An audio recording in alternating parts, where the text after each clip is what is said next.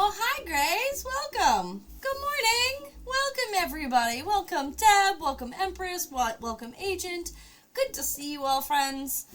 We are working on Eevee today. This light is really bright, but I feel like it's going to be too dark if I don't have this one on. So I'm sorry if this seems a little washed out. I could probably switch it, but I'd have to turn the camera off again to fix that. So anyways, I'm just gonna not worry about it right now. Hello, friends. Oh, I'm gonna get in this shot all day, aren't I? See if I can fix that. It's a little farther out of my way. Hopefully that'll be okay from there. Okay. Hi. Welcome. Oh, that's gonna be awkward. Anyways, you can't win when you're doing this kind of stuff sometimes. I really need to get new camera mounts so I can fix this over-the-shoulder shot and also still do overhead, but we'll get there someday. Hello! I don't feel prepared at all for this morning. I feel like I'm just behind in everything right now. I almost didn't hit the go live button in time.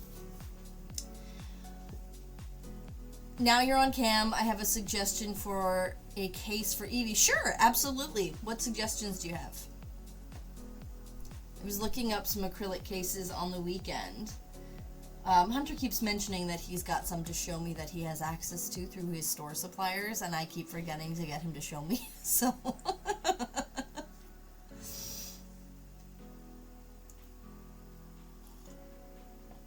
We've been, otherwise busy preparing for Little Hunter's birthday party.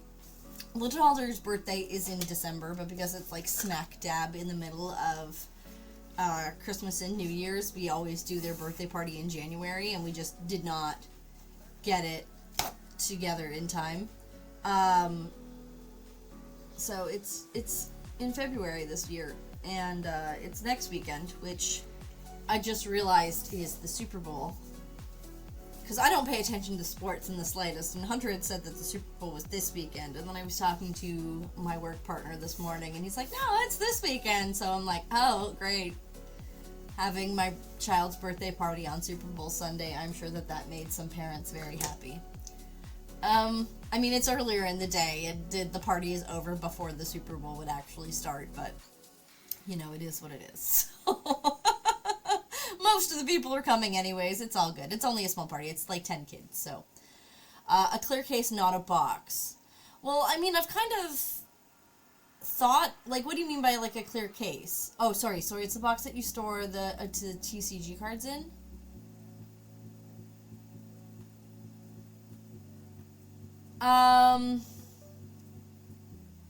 Like, how big are those, though? We're planning Mr. For's 5th birthday party right now. Well, that's fun. What theme are you gonna do? I mean, clearly my child has chosen Pokemon themed. So.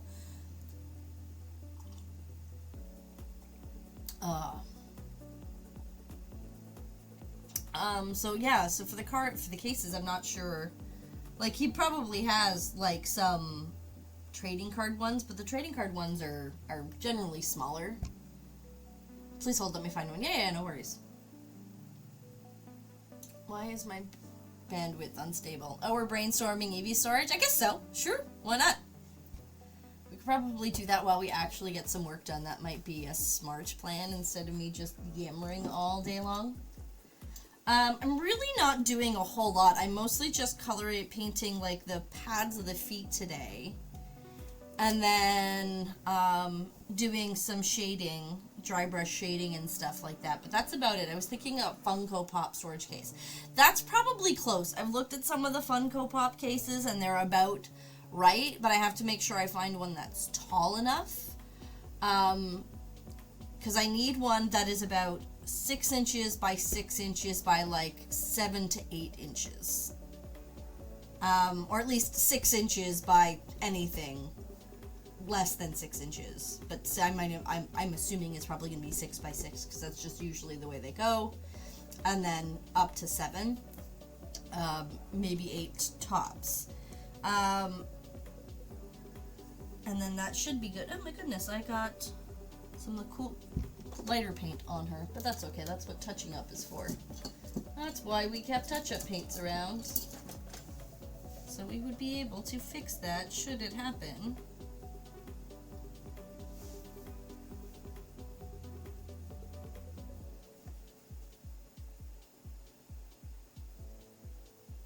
There we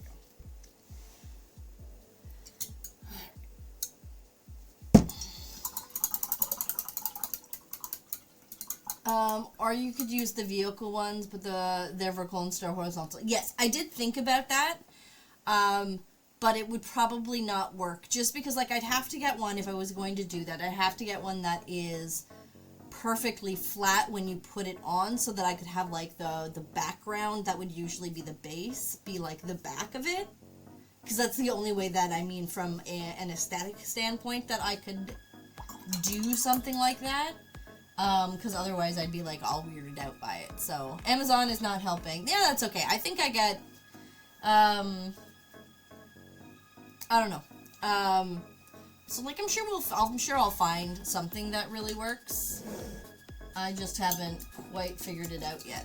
Alright, I'm gonna open my Eevee reference photo. I'm so out of sorts today. I had to take a sleeping pill last night. Just as I was dozing off, there were a couple of loud thuds in the house and a couple of, like, traffic cars that went by that were really loud all of a sudden. And so, like, it was all just, I was falling asleep, so that got interrupted, and then I really had trouble getting back to sleep after that. So I ended up having to take a sleeping pill, and so I'm still a little groggy this morning. What am I looking up? Right, reference photos.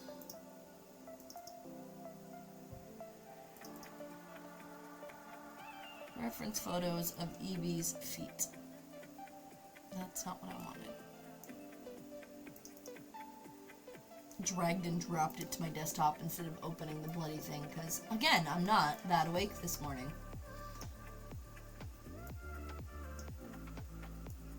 Alright. Okay. Okay, so when people buy the TCG boxes that they have multiple packs in them and they don't want to crack them, and they get a display box to put them in, I guess it depends on the collectible card game, because all the card games I've seen are in, like, cardboard boxes, and even that still wouldn't be the right size for this. Mr. 4 wants a party at a local indoor playground, but they want to charge us the normal rate for party room, which includes 10 swimming admissions, and we don't want to swim, only use the playground 3 times. Oh, that's unfortunate. Like, they don't let you customize birthday parties sort of thing.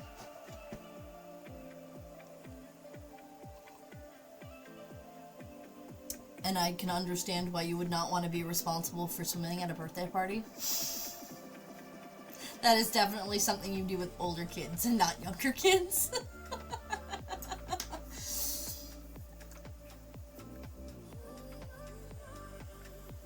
Yeah, Little Hunter is having a laser tag birthday party.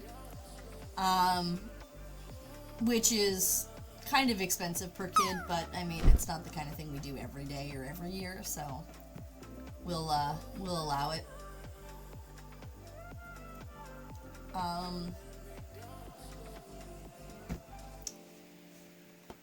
I'm just gonna art because my brain is not doing the anything functional right now. So they want us to pay $115 when we only need $12 in admissions. Yeah, that's a lot. And I mean, I get that there's a certain amount that they want you to pay for the party room itself too, but that's a huge chunk of difference. Hold on, I want to see something.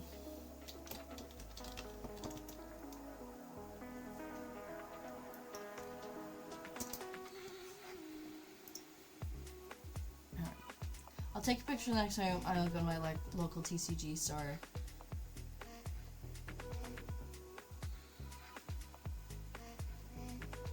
It's just an idea. I cannot describe it accurately. Fair enough.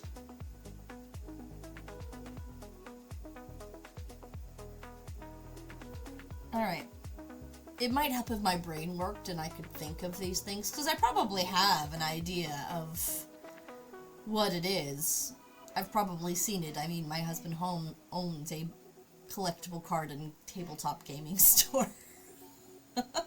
But my brain is just not absorbing anything right now. Alright. So let's figure out this pink. Oh yeah, before we start, I finished working on the gems, like on the rainbows, from our last stream. I wasn't able to do holes in them. All of them cracked as I was trying to put little holes in them to do them, so I ended up having to do the eyelet pins, which wasn't ideal, but I mean, it'll do just fine overall. But they didn't come out anything resembling translucent, and I was a little upset about it. I mean, it's not a total opaque, but it didn't get any of the translucency that I was hoping they would, but they still look cute. Like, I like them. I'm still going to use them. They just didn't get the look that I was hoping for. But I have to remake the clouds, because they're too thick. I can't get a small enough jump ring through them. I'd have to use, like, great big jump rings. So that's going to be something that I have to fix, and then I'm worried that these will be too thick when I do that, so I don't know. I don't know if I'm going to end up using these for this project. These might live around until I can come up with something else to do with them. Because they're not good. I don't know if they're going to work for this once I make these smaller, because this was me trying to find another way to get it to work, and it totally, like, cracked on me. So, that's unfortunate. I also put a shimmer on them, and I didn't like on the clouds, and I didn't like the way the shimmer turned out, so that's a thing that we'll be having to, like, fix for another time, or figure out. Maybe we'll redo the clouds on Wednesday. We'll see. We'll see how I'm feeling. I might just want to try something different. I kind of like this not having as much of a plan thing, because then I can just kind of do whatever I feel like. Alright, let's build a nice corally color. I probably need the magenta.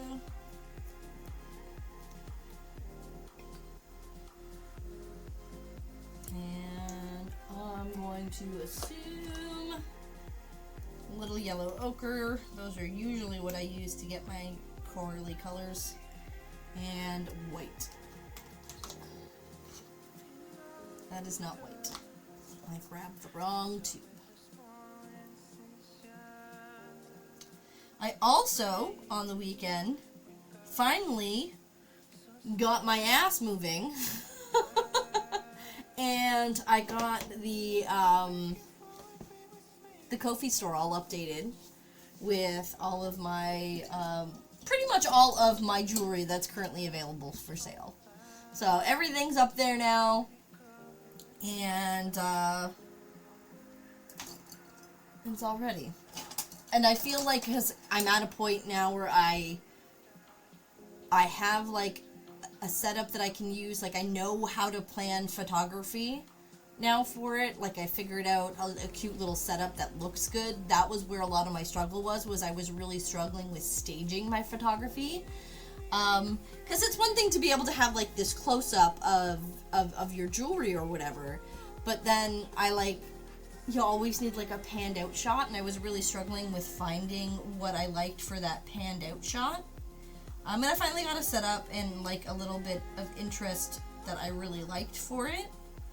And I can recreate it quickly and easily, so I should be able to actually keep the store updated with new projects we make a lot more quicker than I had historically been.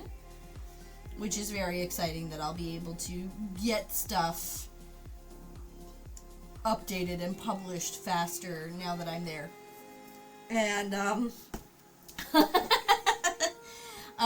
and then I'm also hoping that, because I'm going to be able to get this photography thing going a lot faster and easier a lot more often, that there's a good chance that I'm going to be able to, I'm going to try to keep my my socials updated a lot more as well.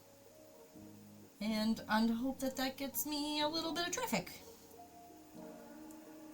Because I'm good with staying small, but I would still like to see some growth here. Growth means possible product sales, and that's really what I need, so. This is coming out really orangey. I definitely need more of the processed magenta. I might even put in a little bit of the cadmium, because that should hopefully intensify the red. That should be, it might be not bad, once I start adding the yellow now, or the white.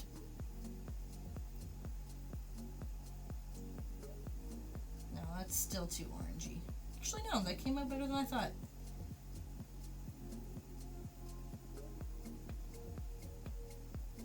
Sorry, I'm talking about this like you can see me. Like you can see it over here. I knew it wouldn't come up very well on screen, so I wasn't really struggling to get it on. So that's why I need multiple camera angles. Maybe I bite the bullet and I buy that overhead mount.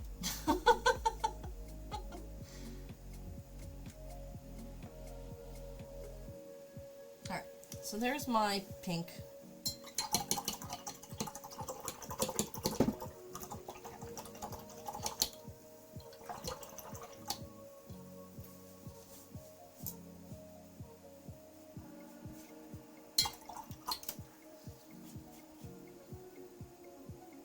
I think you could take closer pics too. I want to see them in more detail. Well, I mean, a lot of the times I can.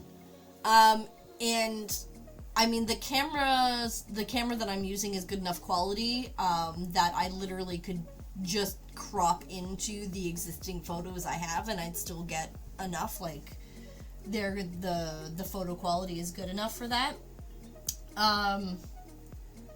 So I mean, I've got a couple of options there for it, but I was mostly making sure I was getting it set up close. Also, I'm not gonna lie, there are a few pieces that I don't always want to do super close up shots, because then you can, like, sometimes you'll see, like, tool marks and stuff like that, and when you're not looking at it that close up, when you're wearing it, like, when I'm wearing a pair of earrings, if there's a tool mark in it, nobody's going to be looking at it this closely where they're going to see that tool mark.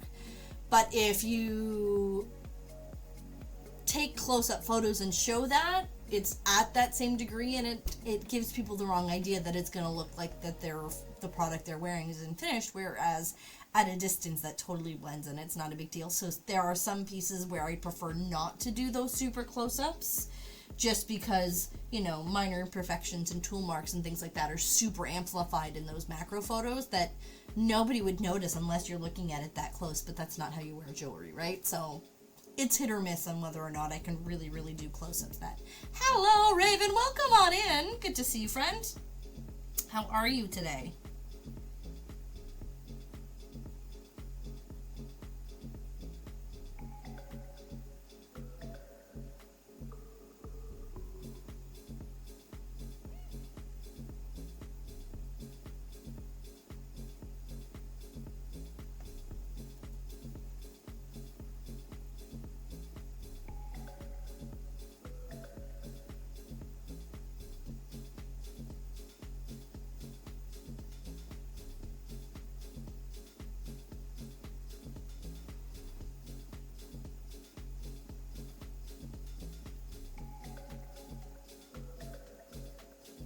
That's Raven, that's Bacon.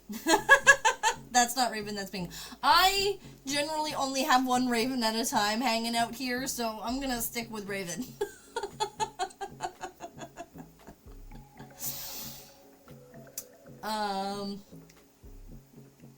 I know you. I get zero work done when I watch you, Kiki. Oh, you know. I have the same problem. I get zero work done when I'm watching other streamers, too. I was trying to work lurk on Saturday. Whose stream was I watching Saturday? Oh, it was, Kim, or not Kim, Brenda and, Gray's, Discord session.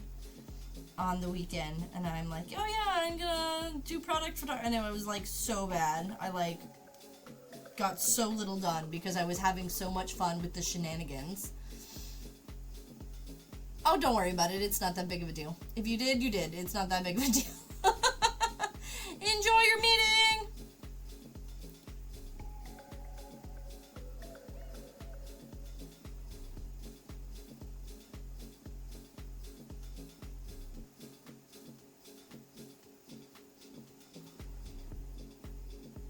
I finally got to be present for a Golden Kappa hype train in Art and Jest channel. When we caused offline hypees during the sketchbook session.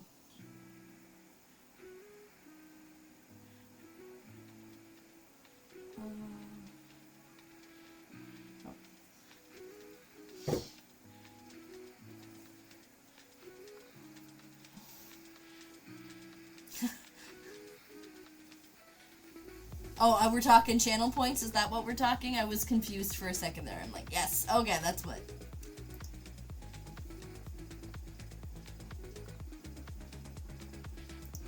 I'm like, what's 30,000? I'm gonna lurk and chug a liter of coffee because I have another meeting in like 20 minutes. I know the feeling. I'm on my second cup of coffee and seriously thinking about a third, even though that's not something I usually do. Because I can't break this fog that's like living over my eyes. Enjoy your liter of coffee. I hope it fills you with all of the warmth and energy that you deserve.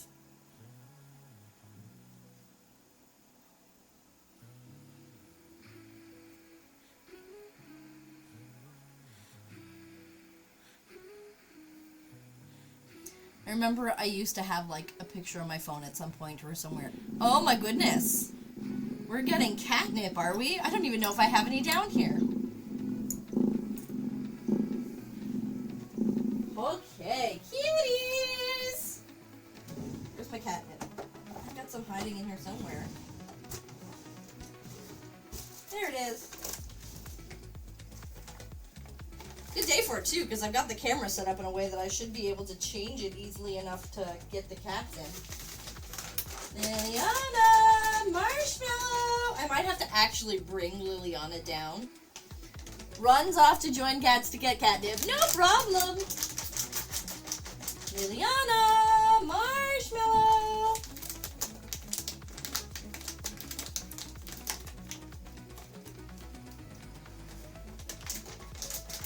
They think they're getting treats, which is why they're coming for a jingly bag, but...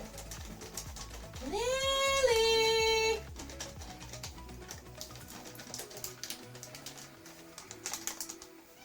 Hi, Turn Up! Welcome on in! Eevee looking really good. Thank you! I'm trying to get my cat's attention. Where's Liliana? Okay, you guys are gonna have to give me a minute. I gotta try and bring my other cat down here for this. So, half of the reason we have this is to bring Liliana out.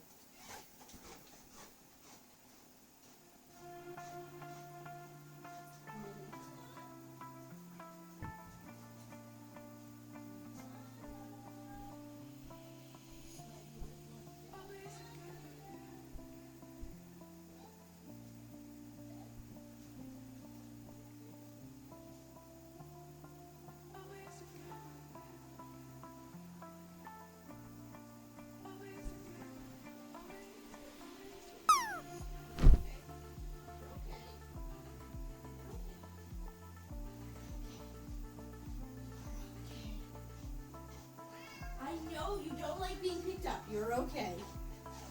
Okay. Alright, there you go. Hey.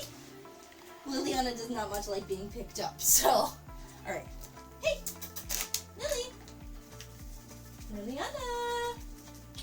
Hold on. Let me get the camera adjusted. So we can see cats.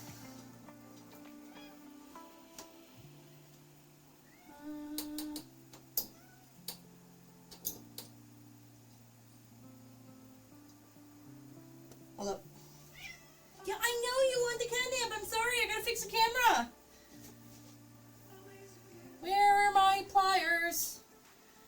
I need those.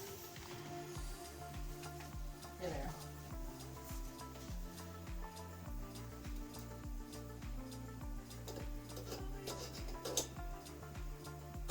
Alright. There we go. We have sufficient floor space for cats. And look, my box of product, jewelry product. Okay. Come here, Lily. Right here? Here's good? Where's good? There's good. Okay. There you go. There you go. Thank you for giving my cats catnip. Is the cat's chair now. Yeah, Marshmallow will steal this chair as much as I let her. Which isn't that much, to be honest.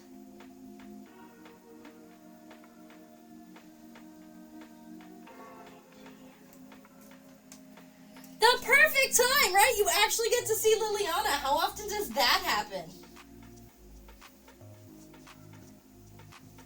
Oh.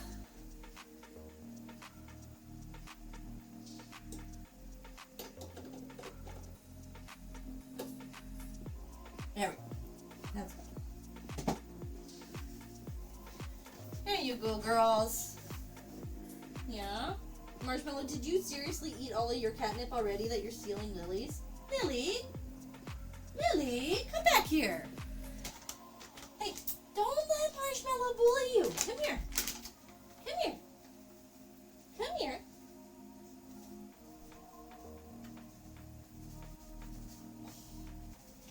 There. Let Lily have hers. Lily, come here. Like, Lily just wants to sniff it and roll around in it, and Marshmallow will just, like, devour it.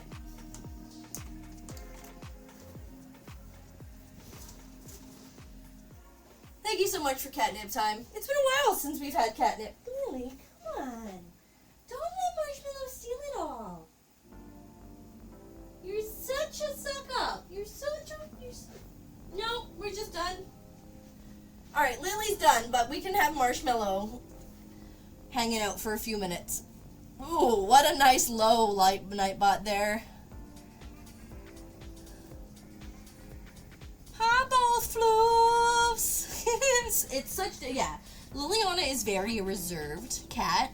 Like, she's not, like, she's super playful and stuff, but she doesn't like snuggles, and she doesn't like being picked up. She's really a nervous cat. And Marshmallow is just the crazy bean that you see before you, right? There we go. And thanks for letting us see Liliana. Yeah, I totally agree. Like, she's only ever been on camera, I think, maybe once or twice before. It's very rare.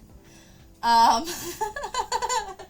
I think the main difference is just how, like, where they came from. Liliana was, we adopted her through the Humane Society. She was a surrender. They told us that her owner was had cancer, but I don't think that that's what actually happened. From the time that we broke Marshmallow. Oh yeah, we did. We're just gonna watch the broken cat for a bit because she's totally the entertainment right now. When we got Liliana, like, she very quickly refused to use the litter box. She hates litter boxes. I think she does not like the sand in her toes kind of feeling.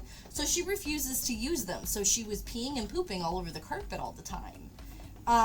And so I think what had happened was her previous owner wasn't willing to try to problem solve accommodating her and was probably always, like, punishing her for it in one capacity or another. And so she was a very skittish cat. And, like, so when we got her, we've come up with problem-solved ways where, like, we use, like, boot trays with, like, puppy pads covered by a little carpet for her to use so she's not going on our carpets but still gets that comfort, and she's used to where the placemats are and things like that. So we figured that kind of stuff out for her. So I think she's just a skittish cat because she came from a place where she was always in trouble just because she disliked using a litter box.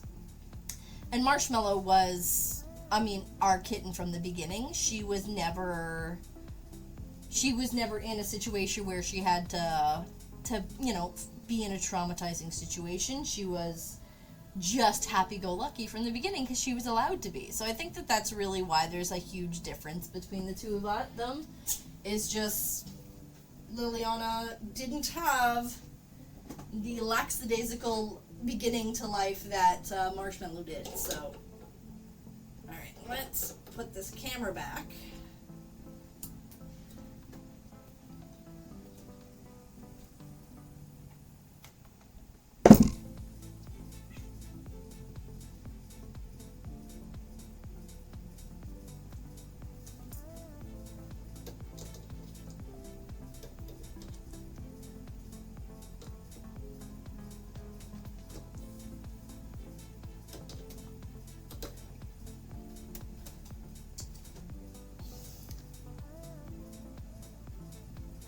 Well, now you're back where the camera was. You were wiggling out of that camera shot, so I took the camera off and you just slowly inchwormed your way back.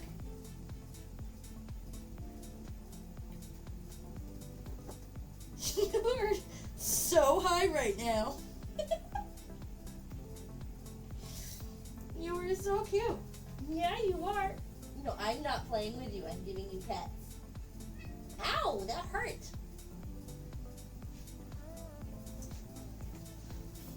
Okay. A time or two for catnip, but also once or twice peeking into the studio from the window while she was outside. Yes, there was that one time she was outside and I'm like, wait, my cat's outside? And then broken cat got, yeah, I know exactly, right? Adopted animals are so hard but worth it. We've adopted at least our last 3 pups, and the one we lost last year never truly got over her abuse, and it was very hard. Absolutely, right? Like, yeah, I think that's kind of where it was, and what the main difference is, and why Lily is skittish, and why she's come out of her shell so much with us, because she knows that we figured out ways to accommodate her, and not just yell at her for it, right? Like,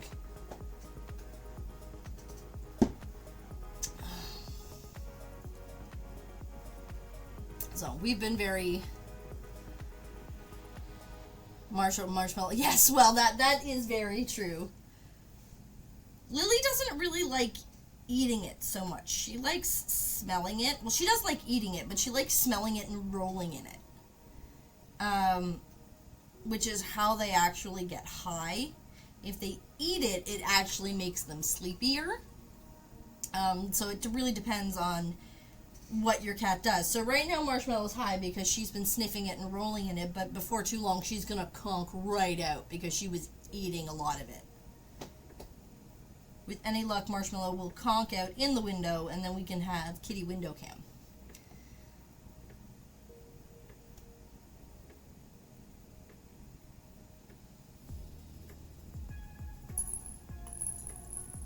Mars, thank you so much for the lurking fees. That is totally not necessary, but very much appreciated.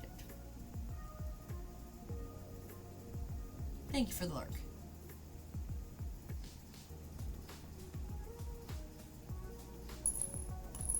Unnecessary fees. Unnecessary fees. I'm gonna make a poodle and name it the Unnecessary Fifi.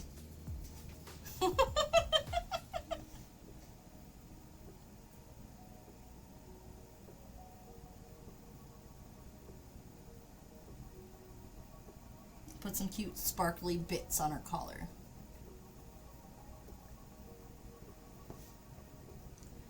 I also spent some time... Hi, Fees! Apparently! You're cute, Mars. Thank you so much. I'm reminded I need to make a thing to deal with Mars. Oh. Mars will always pay their fees. There is no getting her. Oh, yes. It's absolutely true. I totally agree. Hi. Yeah? Are you coming up now?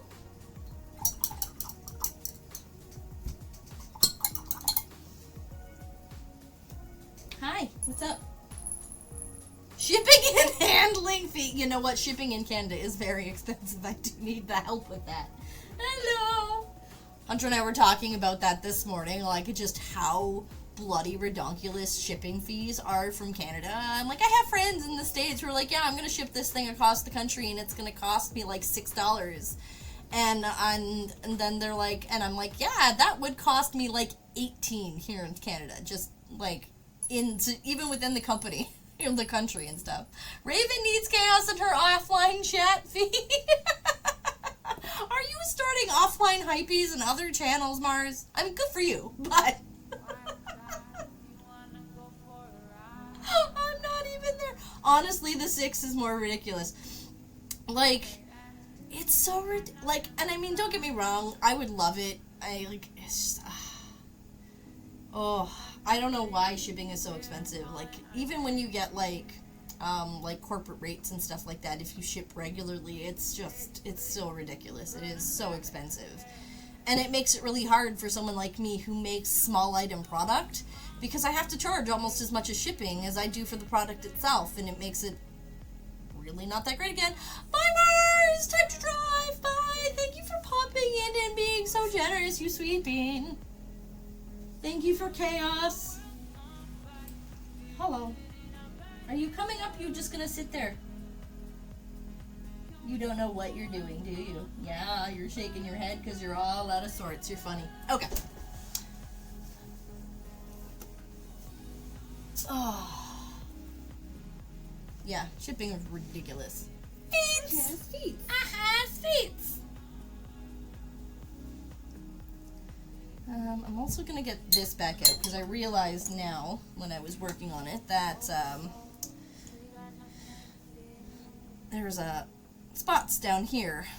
Not that you can see that, my hand's in the way. Spots down here and here that I missed with my previous paint job. My paint has gotten a little thick. It's starting to dry out even in the container, so hopefully we finish this project today and then I don't need to worry about that problem anymore. Hi, Marshmallow, there you are. See, I just needed to ignore you for you to come up and say hi, didn't I? I mean, shipping is expensive because it takes resources, and taking for granted the ability to casually send stuff halfway around the planet is a modern luxury I think we could do to treat more mindfully. You're not wrong. You're definitely not wrong. But I think, I don't know, I still think at the same time that, but I mean, I'm even talking within the country, like just shipping something even just within Canada. Marshmallow, you are sitting in my paint. You are sitting in my paint. I mean, I know you're high, but the discrepancies can get dumb. Yeah, like it's just, speaking of which, I reached out to my dad and about getting more compression socks, and he said, done, they will be there Monday. And I was like, what? Oh, I'm so glad. I'm so glad that you got some well-needed support. That's great. Yeah, now we have Marshmallow close up. Hi. Hi, Marshmallow. It's a marshmallow day. Yes, it is. Hi. And thank you for the mellow bomb. Meow. Yeah.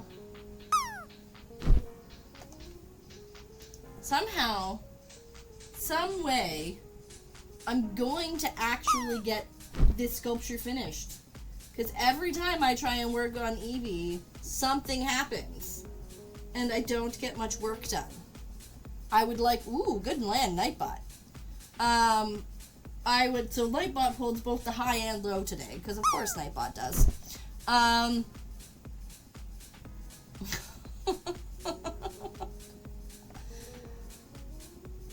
Yeah, I need to be finished this Eevee before my birthday, because my birthday is a Monday, and I would like it to just not be an issue that I need to work on my birthday.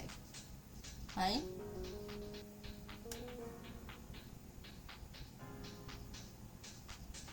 Let's see if we can focus on Marshmallow's face this close up. Not that close, cat. Hi. Okay. Huh? There you go. You have ultra close up. Eevee is the beacon for unexpected events, apparently. Like, they all happen on Mondays, when the power went out on Monday. And, it was an awful drop. Yeah, hi.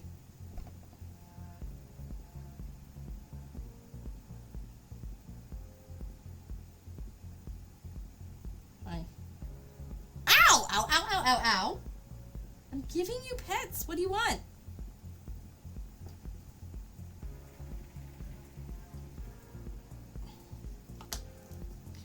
I need you to not sit in the paint.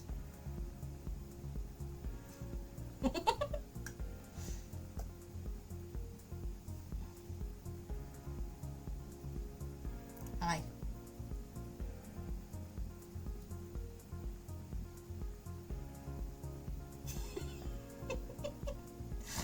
Is this what everybody came for? Is the ultra cat close up? Hi. Yes, hello. Oh, hi.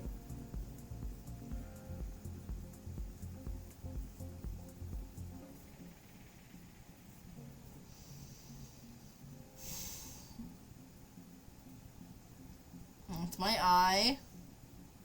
Such soft. Oh yeah, she has much floof. Much floof, much soft. Much licks. Oh yeah, this is unfocused fuzziness and chill music. I'm gonna... Of course. Right, Marshmallow? Yeah, you're my mascot of my channel. I can't... You're gonna be around, and you're gonna be cute and fuzzy, and you're gonna interrupt us.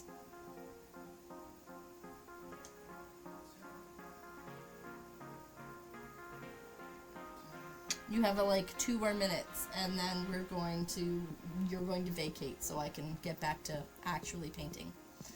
I mean, it's almost 11Z's, and I've like gotten like 3 dots of paint on this poor thing. What's with the licking the eyeball? Come on, guys. She likes grooming me. Like she will just sit and lick the sides of my head if I let her.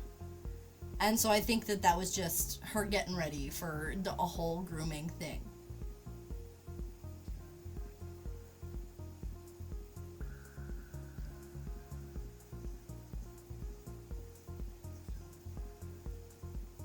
Here, I'll turn my head.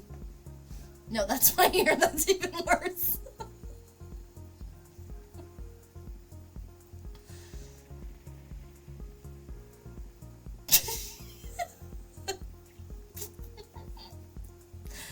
Oh, the ear. It's awful. You're so weird, cat.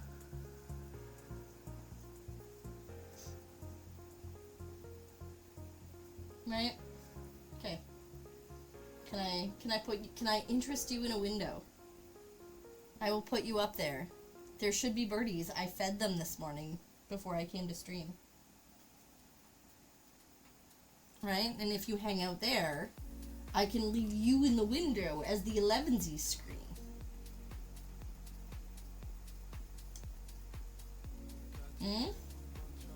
Would you like that? You can be the center of everyone's attention from over there. She looks at it like, I'm thinking about it. Okay. We're gonna go in the window. I'm gonna put the window cam up. Okay? And you're gonna let me paint and get your tail out of my paint. And here's hoping that I don't spend the rest of my stream scratching my nose like I did Friday.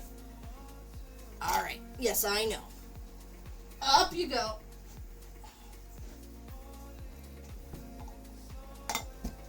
Okay.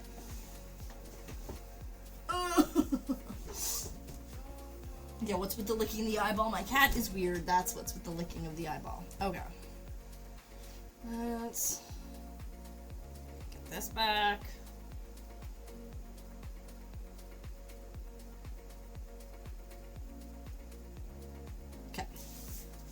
See? She's leaving her kitty glitter behind. Okay. Alright.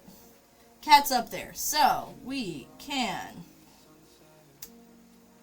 hide a chat box and give you a window of my cat. There we go. Alright.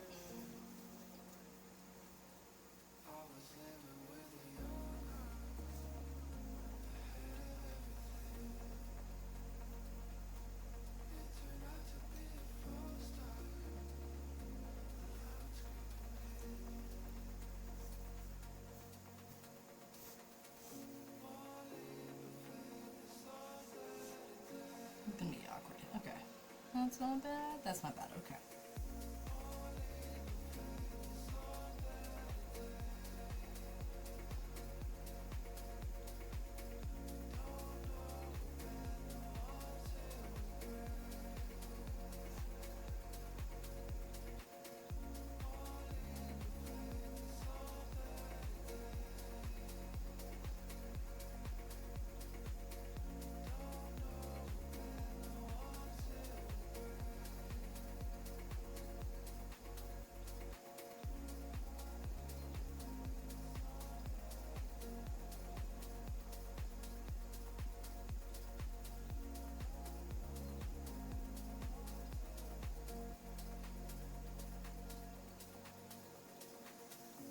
Okay, so my friend who's been in chat before sent me a Valentine's gift, right? It's supposed to arrive tomorrow, and she's making me wait to open it. Oh no, that's the worst.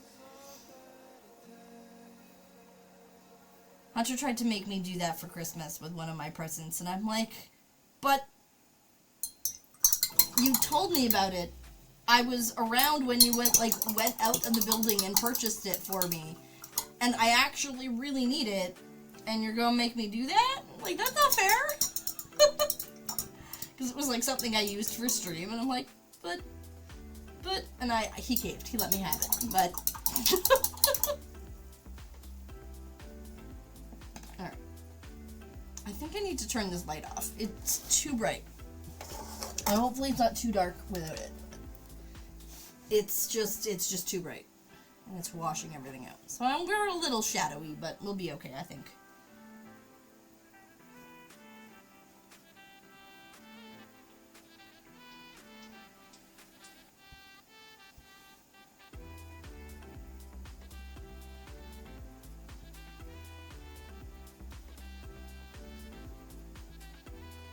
Oh, so you know how we were talking about, like, how tacky the paint is? Honestly, I think it is just the humidity in my studio. As to why that it's tacky. Because I had, I've been Mod Podging completed puzzles, so that I can mount them as, like, sound tiles going up our stairs in a pretty artful kind of way. And so I had a completed piece, I completed the Mod Podging upstairs, but I brought the puzzle down here while I left it here overnight, getting it ready because I was going to do the mounting of it, like, the next day. And when I came down in the morning, what had been totally dry Mod Podge was tacky again. So I think it's just the humidity level, because then I took it upstairs and it warmed up and it dried up or whatever, and it was fine. So I think the paint on this will probably be better eventually as well. And not as tacky once it's not in my studio.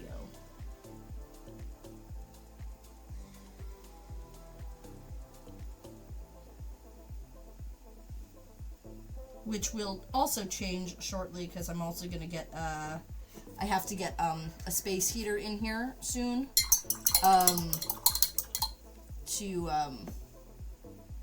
Because I get my seeds started for the spring for planting outside. I've also got some bonsai trees that Hunter got for me for Christmas, like bonsai seeds, that I'm going to start. So I'll need it warmer in here while my seedlings are starting, but it's going to get tropical.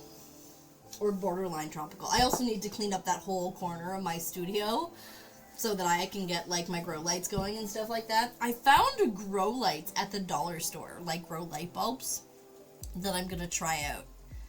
And I'll see if they do me any good this summer. Or this spring while I'm getting stuff started.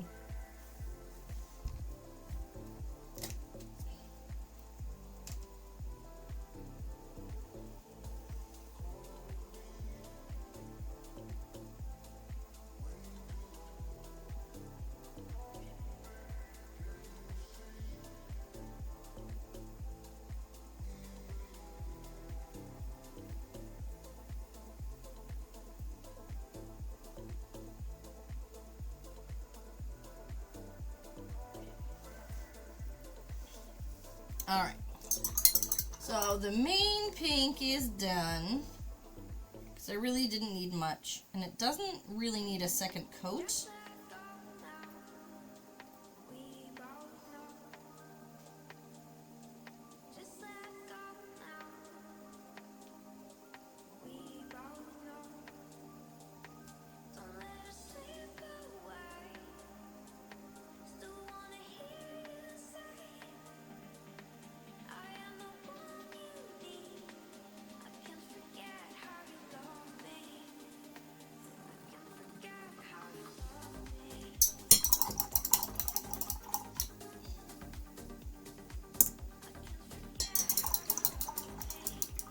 I'm just kind of touching up a spot that under the knee that needed a little bit.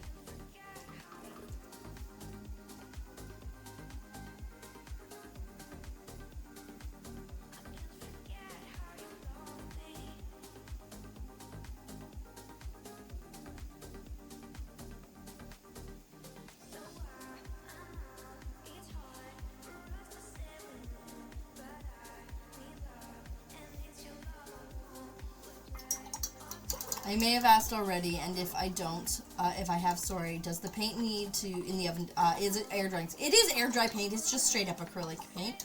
So it doesn't really need to do anything specifically to dry. It's just that my studio is weird and damp and cold.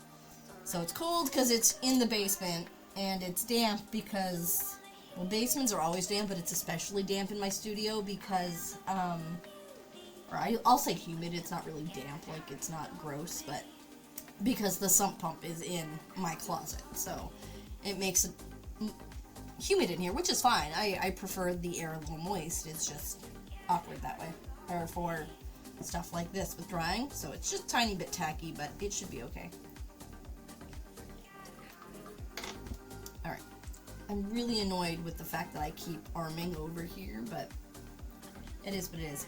We're also going to have 11Zs in about 2.5 minutes, where I go and I make some tea, and unfortunately Marshmallow's gone, so you will have an 11Z screen when I go. But that means I'm also going to put our chat box back up. Okay. Someday I will figure out how to hotkey these kinds of things so it's a little bit faster. I did figure out how to set up a few hotkeys because I figured out how to record specific sources, which I actually want to test for a minute. Oops, I did that too fast, right? So I want to let it run for a minute. So I've got it set up that it should start recording both of my cameras separately, but just the cameras, and then we'll turn off. So cool. I'll check those later. So it looked like it recorded something, but... Hello, Spy Guy! Cool beans. Cool beans. That one I won't need, and that one... Okay. I wasn't able to test with this camera. Okay, alright. Cool. Good to know. Okay, so it looks like that works. So hopefully what that means is I'll be able to do some like montage videos of work that I'm doing, especially like jewelry pieces that maybe I'll be able to do some like Instagram posts and stuff like that with video, and that would be really cool. How dare you make us do without Marshmallow? Well, it's not my fault. Marshmallow is the one who's there. Also, that is Okay, hold on. I keep clicking on the wrong things because it moved. Okay. I want to see this. Oh, okay, flipping a table. That's what that is. Okay. Alright, I'm going to roll my ad. It's going to start in a few seconds, and I'm going to go get some more tea. I encourage everybody to take a break, look away from your screen, stretch, go take your meds, and we'll be back real soon, friends.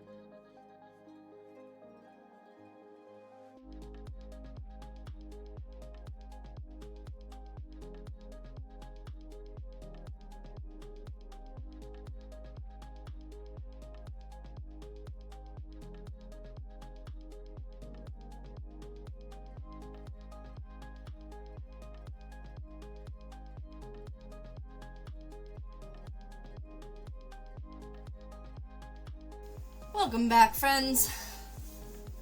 Hello. I have returned. I have tea. It is wonderful. Sorry, that's my arm. Alright. So, now, I think I'm kind of just doing some touch-ups and stuff, because I keep seeing places where, oh my god, there's so much cat hair all over everything now. I might have to start keeping a lint roller down here just so I can roll things down again after Marshmallow has vacated the premises. Alright. Do we really need any more touch-ups? Well, I'll keep the paint around just in case I do. But I think for right now, I'm mostly going to blend a grayish brown color and do some shading, like around the feet and in the crevices and stuff like that. Have you considered one of those handheld crumb vacuum cleaners? That's a possibility. Honestly, that's probably not a bad idea, because I also grind my cannabis here at my desk. And so there's always little cannabis bits that I really should be better at cleaning up so it does not get into my clay work. Seriously, you're gonna throw that up on my screen while I'm in the middle of the screen. So I've got, like, the dashboard open over here, and, like, it just... More ways to control your ads! Like, seriously, like, as if I'm not live and have the time to pay attention to whatever the hell it is telling me to do with my ad manager. And then it didn't load properly. Good job, Twitch. Okay, anyways. Bonus sprinkles in your products, right? Right? Like, I try to clean them up, and I usually do a pretty good job, but every now and again I'll be like, nope, that shouldn't be in there. That's the premium products, right? You are not coming back up here, Cat. Look, I know you're still a little high on catnip, but you are not coming back up here. I am so covered in cat hair, and so is everything. Also, good morning, Kim. You missed it. We had catnip time with the cats this morning. There was a very brief, rare appearance of Liliana, and Marshmallow is still high.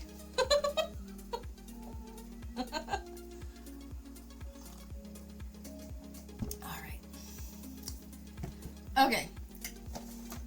No, you are not coming up here. You are not coming back up here. I love you so much, but no.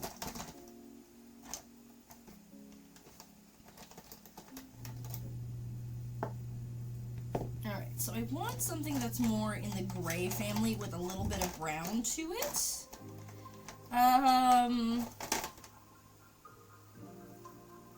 That says copper. I wonder how metallic that is.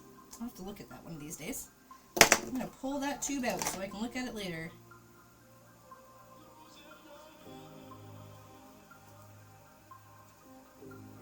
Yes, hello? Alright. What?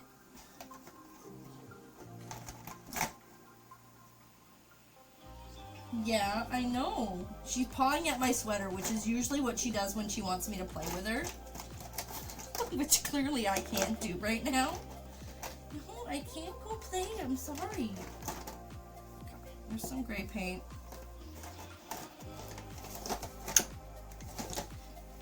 Actually, you know what? Let me check out the good paints for this. What do I have in gray? Marshmallow, don't.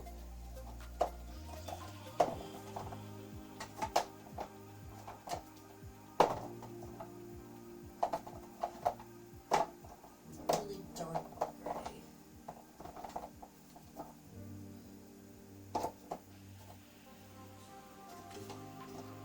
I don't have anything for that. Okay. Scoot. The boot. Thank you. Oh, sorry, I was on my own bio break. No worries. Thank you for shouting out our friend Kim. Okay. Alright, let's just mix up our own gray so I can use the quality paints because they'll dry brush better than the cheap stuff will.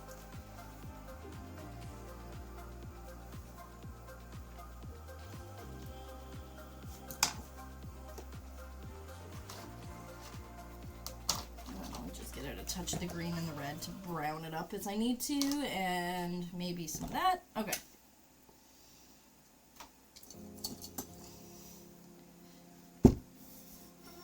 Watch me just blend a weird color and see how it turns out.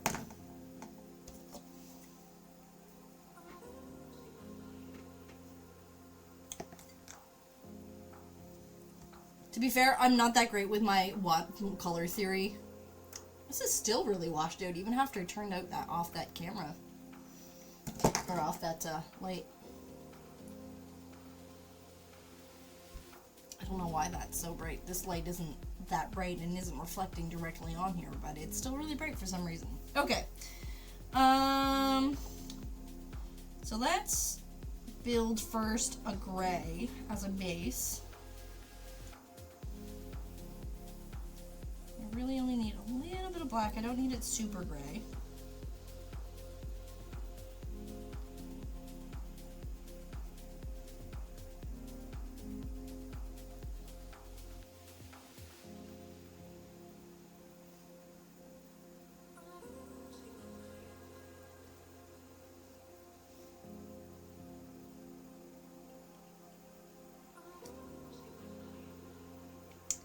And then I'll take just a little bit of brown or red, green, and then probably afterwards to color fix a little bit of cadmium, not cadmium, of yellow ochre.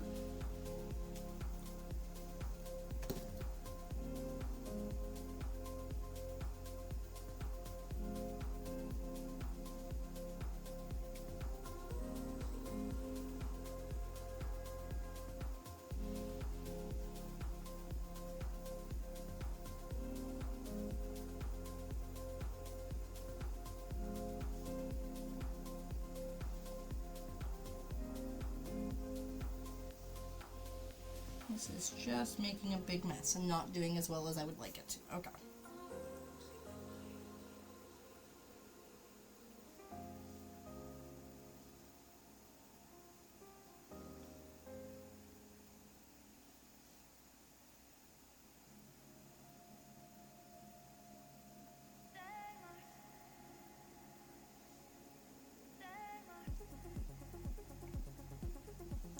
Taking a lot more green to brown this tone than I expected it to.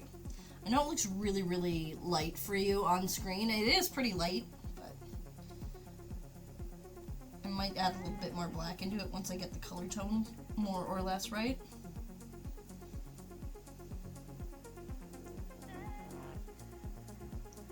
Well, that is definitely more green now. Okay, I'm gonna have to add in a little bit more of the red and then the yellow ochre, and then we should be okay. Mr. 4 asked me things like, what does red, green, purple, and blue make? And I'm like, man, I wish I had the color theory down. All of those colors together probably make a very brown color. A very murky color, yes. That's pretty good land.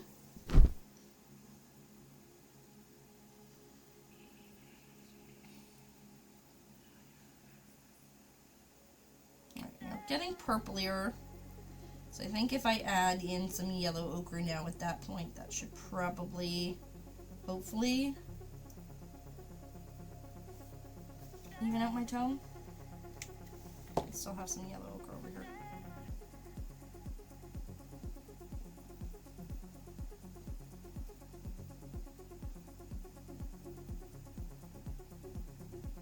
Okay, alright, that is a good tone. I like it. I now need to add in a little black just to darken it. Actually, I think I want a little bit more.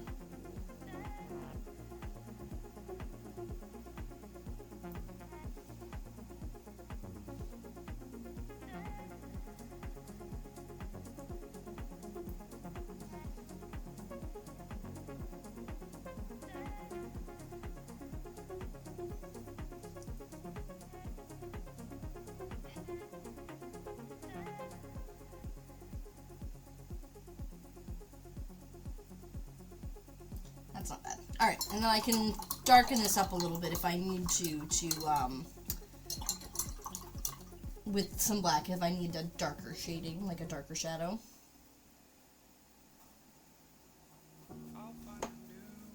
Alright, so I need a shorter brush with which I can use to dry brush. That might do. Alright.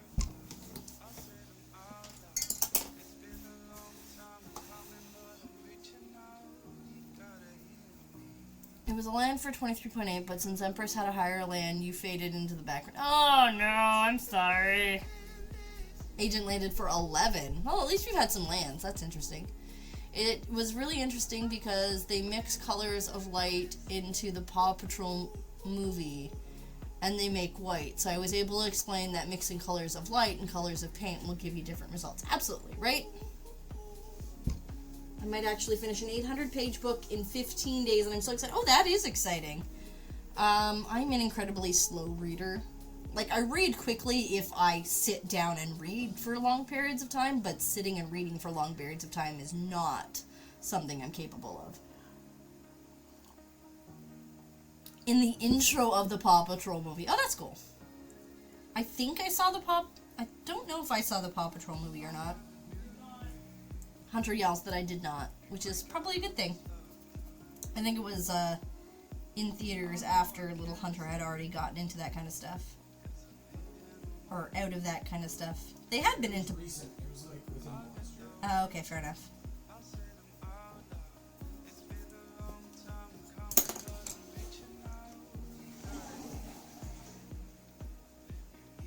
is your chat drugging my cats? Yes, your cat is drugging your cats.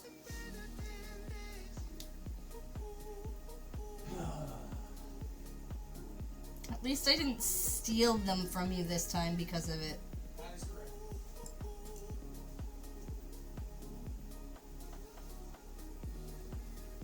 No, that is too light. I'm gonna need more black in that. Alright. Did not come out anywhere near enough, dark enough for that to do the shading that I wanted to. Which I should have known, but I did not.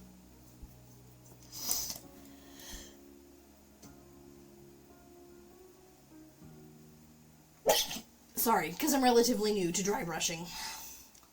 Paw Patrol teaches physics, not art. Paw Patrol can teach more than one thing.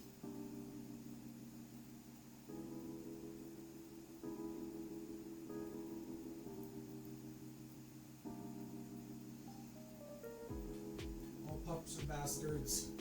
Defund the Paw Patrol. Sorry guys, give me 1 second.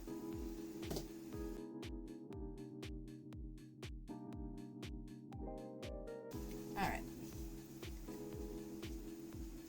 I wouldn't give it credit for teaching anything. Well, I mean, it tries to teach about, you know, social interactions and stuff like that. And I think it probably does that kind of stuff fairly decently.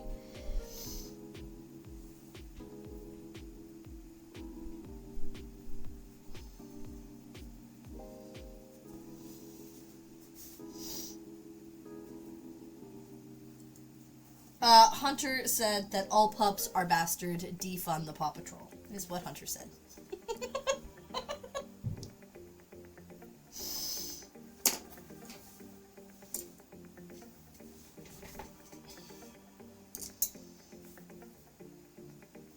You kind of feel weird repeating.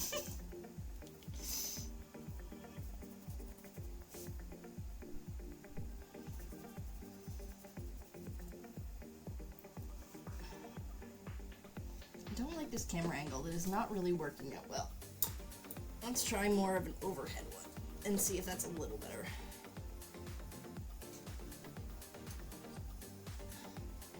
I'm not going to be able to really zoom on that, but that's what we're going to have to do. I knew I should have just stuck with my usual overhead. I never seem to be able to get it right.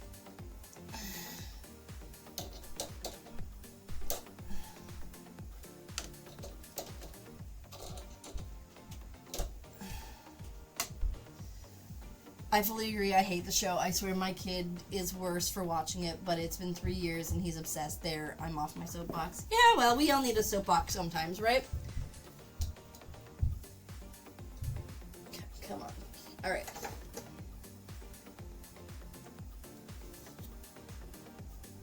Okay, you get to watch me for a second while I try and fix my camera. Because I have to actually, like, relocate it.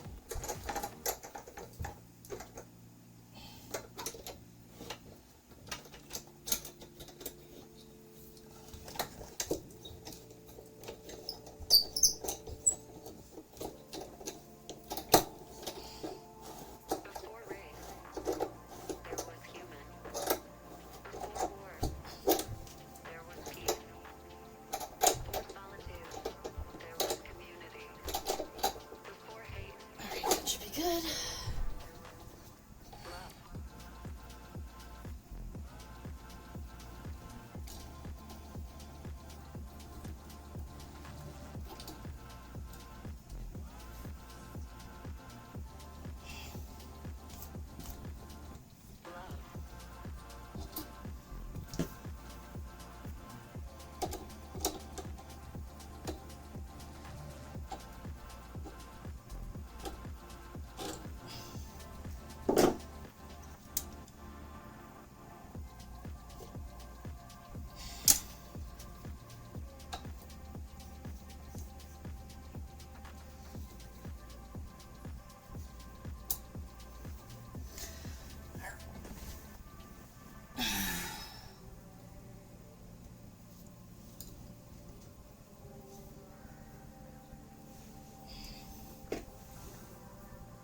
Camera is not cooperating right now.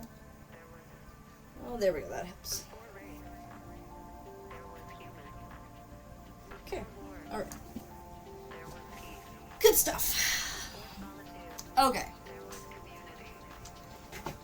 I just realized you're wearing a School of Chaos t-shirt. I sure am. Most days I'm wearing someone's shirt. I mean, someone like from the community. Because I've got 2 of Brenda's shirts. Because I have the School of Chaos and I have my Camp Chaos shirt. I have one of Strubble's shirts. I have one of Cause's shirts. And I think that's it right now. Thought I had another one. Oh, I have one of Grace's shirts. So most days I'm wearing someone's shirt. Please excuse us while the streamer is fighting the camera angle. We'll return to our regular scheduled stream momentarily. Absolutely, yeah. I'm okay with Paw Patrol due to the amount of creative play it prompted for my kiddo, and that we didn't buy any of the toys, so there was no expectation of keeping it up. Fair enough. Little Hunter had like a little Sky plushie, and that was it. And it wasn't even something that they expected to get more of. It wasn't like the Eeveelutions, which, oh my god, there are so many Eeveelutions in this house, because we have all of the Eeveelutions, plus most of them in shiny form for plushies. And it's 100% Hunter's fault. But yeah, like thankfully Little Hunter didn't get super into Paw Patrol. They watched enough of it, but they didn't like go crazy about it kind of thing.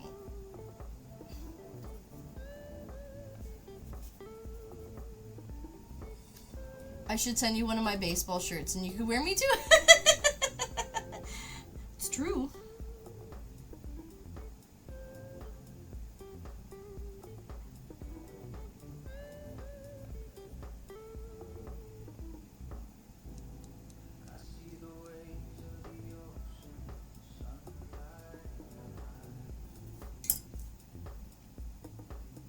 As hard as it is, I kind of need to dry brush with even smaller because I'm not getting it into the cracks. Which probably means I'm gonna need something small like this one with a shorter bristle.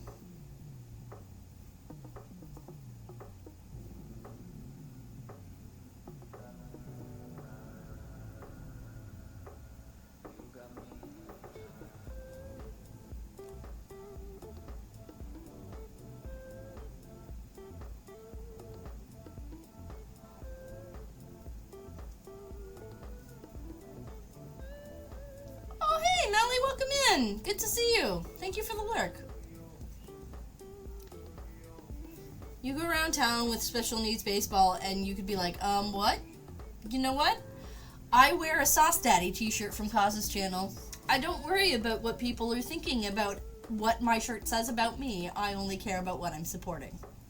Thank you for shouting out, Melly. That is very awesome.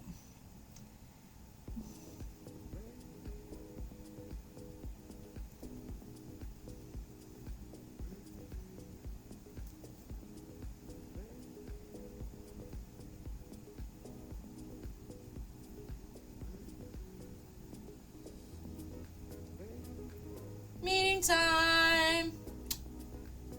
Try to enjoy your meeting. Not that meetings are ever enjoyable, but you know. I hope it doesn't totally suck.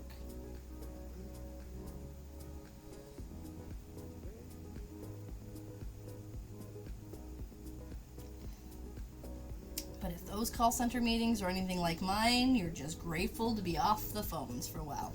Well, I certainly hate how much second-hand deep Paw Patrol lore is taking residence in my brain. Second-hand Paw Patrol lore? Like, the things you've learned because your kid watched it? Or, like, we've made up a whole world to explain why this is a thing kind of second-hand lore? Because we've done that. Hunter and I used to survive having to watch kid shows by making up the lore about how that universe came to be.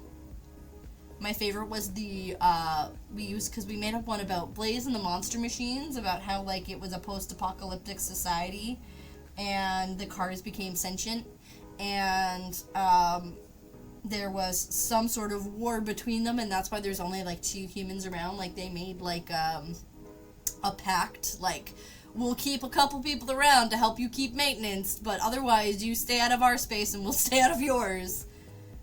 And, like, the bubble guppies are, like, the last of their kind, and that's why then they have no parents, and that's why there's, so few of them around. And why they, like, get everything they want and everything is catered to them, because they are literally the last of their kind.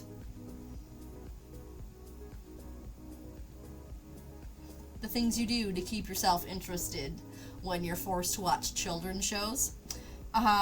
And up until, for a long time, we used to believe that Peppa Pig was a teenage parent. Because, like, you didn't see the parents for, like, ever. You saw the grandparents occasionally, and we were like, oh yeah, the grandparents are actually the parents of Peppa, and Peppa is actually George's mother. But because they're so young, like, bunny style kind of thing. Yeah, that was our theory for a long time. Oh, no, that was Max and Ruby that we thought that way. Peppa Pig, sorry. Max and Ruby we thought was, Ruby was a childhood, a teenage parent. And that's why the parents were never around, but you occasionally saw the grandparents. Because it was Ruby taking care of what she called her little brother, but it was really her baby because she's just a teen, like, she was a child parent. Which makes sense for bunnies, because, you know, the second bunnies reach maturity, they start popping them out if they can. And then eventually in, like the 4th or the 5th season, they finally showed, like, the parents. But they weren't there for the longest time. It was just Max, or Ruby, taking care of Max. Well, I certainly hate... Okay, wait, yeah, that was you. I couldn't remember who planted it in my brain. Yes! We have lots of weird fan theories about how things are the way they are. Oh, geez, we do have some homebrew lore, too.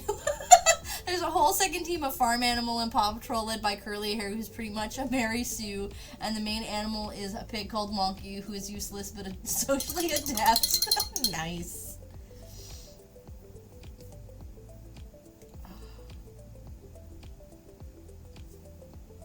It's amazing what parents do to make things survivable. I don't think I really need anything under the feet there. Just because I don't think it'll be visible enough that it really needs anything significant. Maybe a little.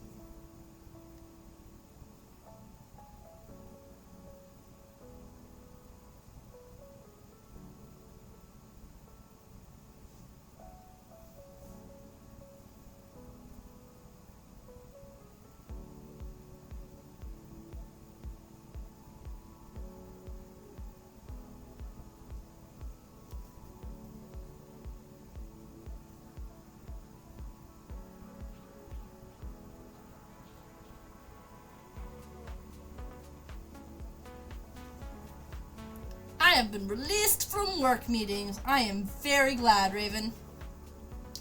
We've been talking about how children, like the bizarre world building that we've all done about children's stories to keep us occupied as parents. Or at least that's what I was doing, and there was occasionally chiming in. Because I've got some theories.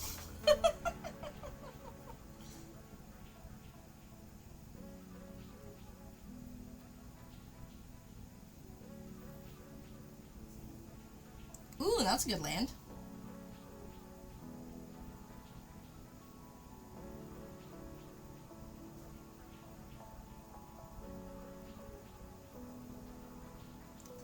Be a game dev. Do that all day, every day. Fair enough.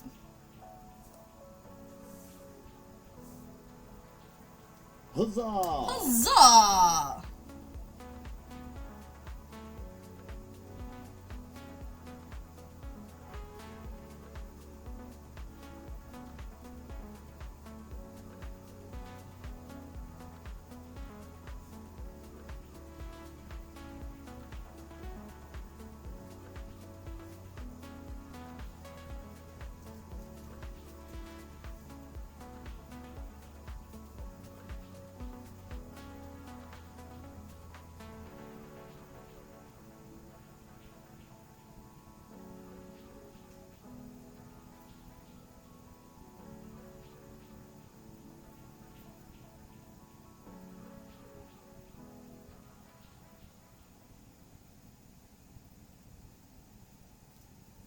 So I really don't have a ton of knowledge and experience with, like, painting, stuff like this. So, you know, anybody out there, miniature painters, feel free to give me some kindly worded, constructive advice.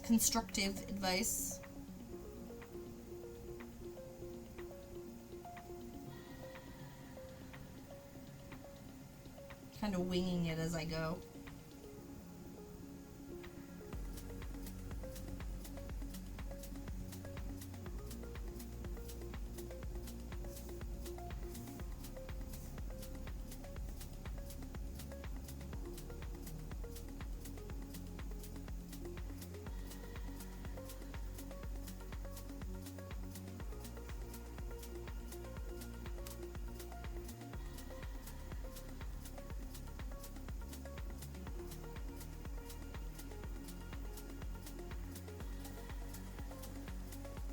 Aw, I'm glad. I'm almost put... I need to move my tea. I almost put my paintbrush in my tea. That would have been really sad. Cute. Cute.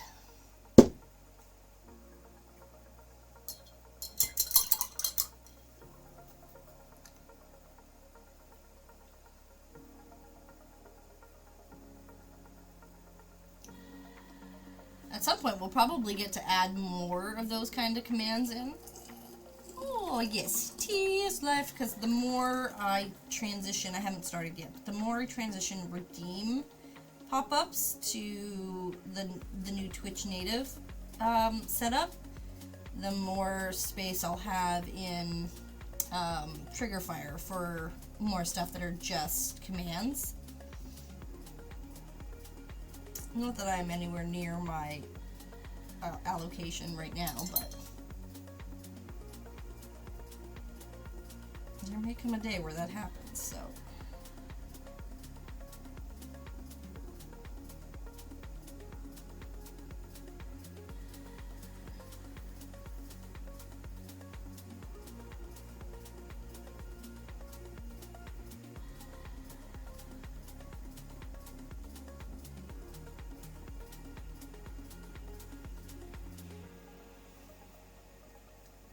Non-toxic paint, I hope. Honestly, I assume it's non-toxic paint. I mean, most of it is my Winsor and Newton stuff. It's quality paint, so I would assume it's non-toxic. I mean, you wouldn't want to eat it, but...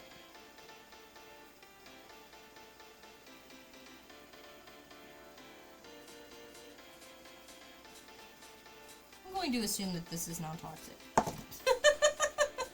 don't really know, to be honest.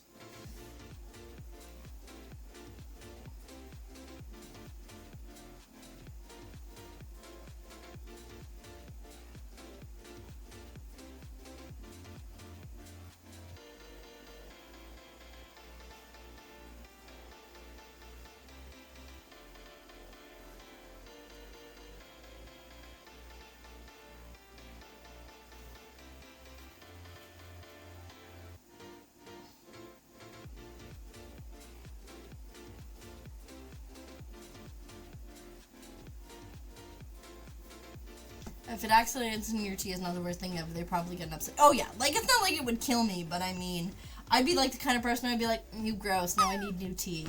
Like it's just, it changes the way you think about it more than it changes the tea.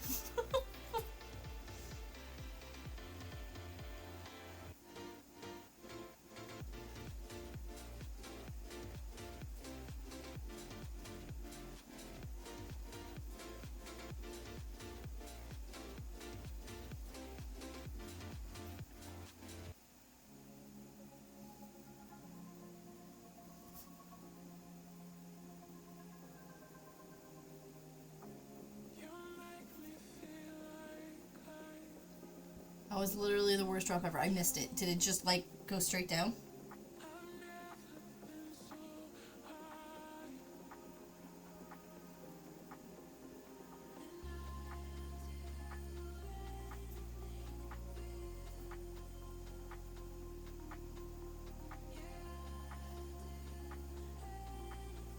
Straight down and under the giblet. Oh, fair enough, yeah.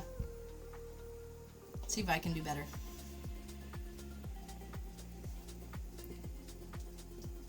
Buttons. Buttons! There we go.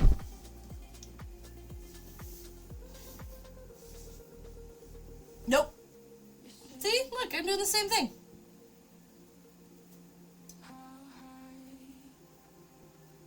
Something about that corner right now, apparently.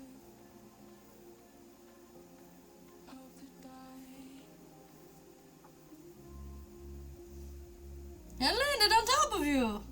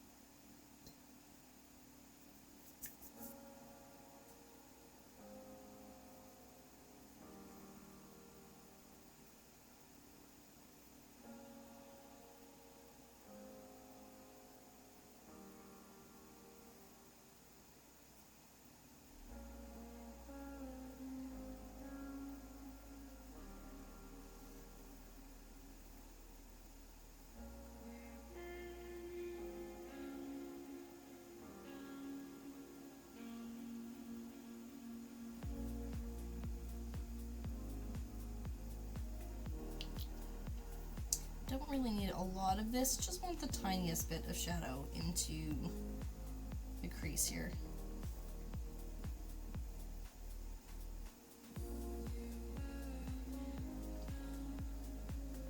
I'll go back through and I'll dry brush a little bit on top of this. I just want to get it right into the crease first.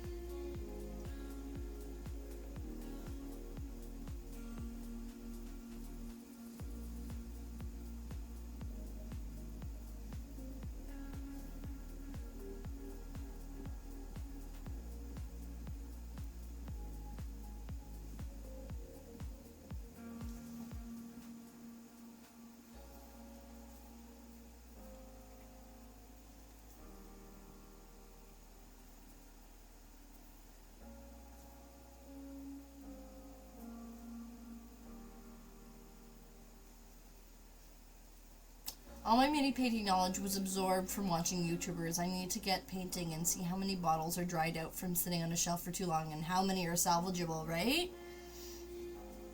I've got some paints that are like that. And my metallic paints are like almost not salvageable anymore. Some of the colors are slightly salvageable, most of them aren't, so I really need to replace that. I need to touch up this spot here. It's definitely not fully brown.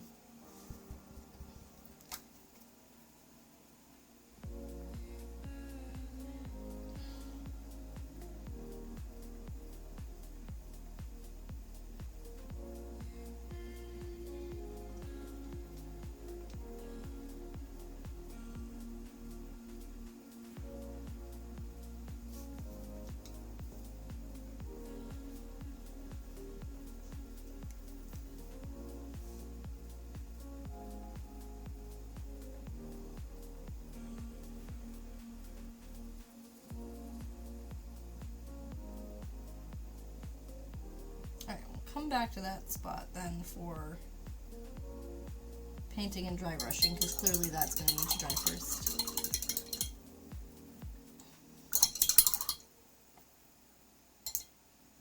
Yeah, pretty much most of my knowledge from painting has been a little bit of trial and error. I can't say I really watch a lot of mini painters. It's never really been a thing that really gets me going, but I peek in on a few every now and again. Because, I mean, they're great artists, and I know a couple in real life, so, oh geez, keep forgetting what I'm doing, so this afternoon's hour-long task will be interesting. Oh yeah, I am definitely having one of those days this morning, too. It took me forever to get to stream, and I just barely made it.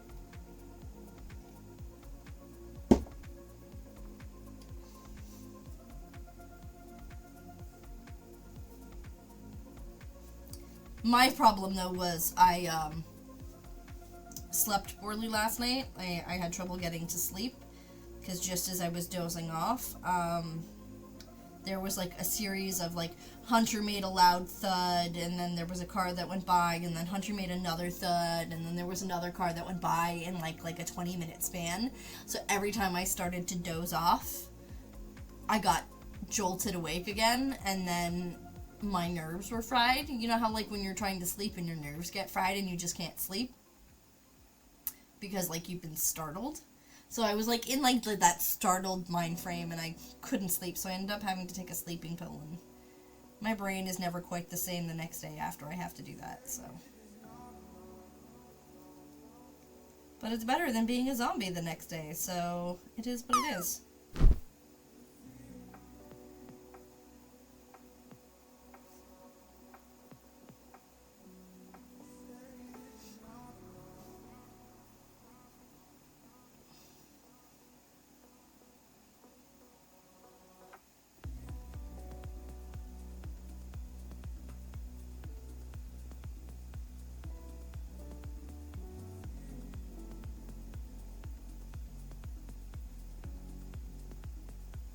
That's the one thing about being a very experienced insomniac, is that you know pretty quickly how your night's gonna go, and you can plan for it. Like, I know pretty quickly now from the amount of sleepless nights that I've had that particular mindset and, like, body feeling is going to keep me awake at least half the night. And so I know that to, deal with it early so that I can sleep well through the night kind of thing. Or well enough that I'm mostly functional. I've got a Kickstarter of D&D minis coming in a few months. I haven't started painting the last lot I ordered. Oopsie! That sounds like the plight of most miniature painters I know. I don't have an excuse other than kittens running wild in my brain, I guess. Yeah, you know what? You don't need an excuse. Everybody's brain is allowed to not function sometimes. Mine is just very specifically because I did not get the greatest night's sleep last night.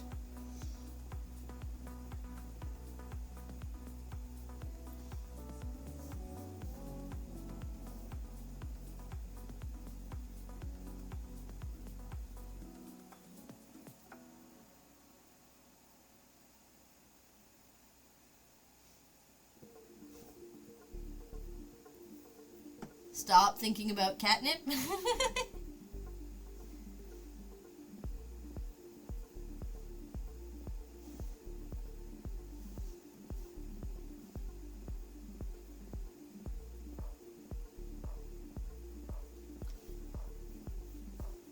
Oh, Kim, I thought up the coolest thing that I was trying to make for you, but it turns out I'm not a good enough artist to draw it.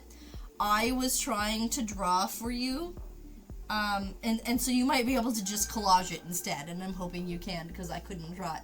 I was trying to draw a beaver wearing, like, roller derby, like wearing roller skates, and, like a helmet and stuff, and it turns out body movement is not something that is a strong thing for me. So please feel free to collage a beaver wearing roller derby gear.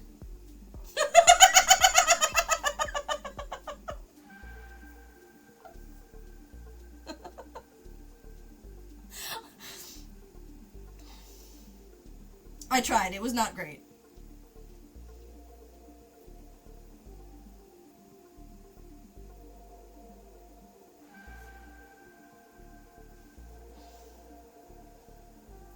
Beaver Derby, let's go! Remember someone Kim stole my catnip fish and hides the catnip fish? But catnip is awesome. Yes, it absolutely is.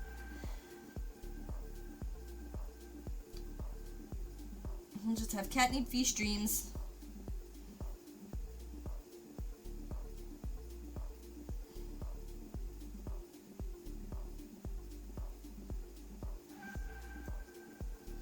I found it in your studio, Kim. It was definitely you. An actual beaver. An actual beaver wearing roller derby stuff.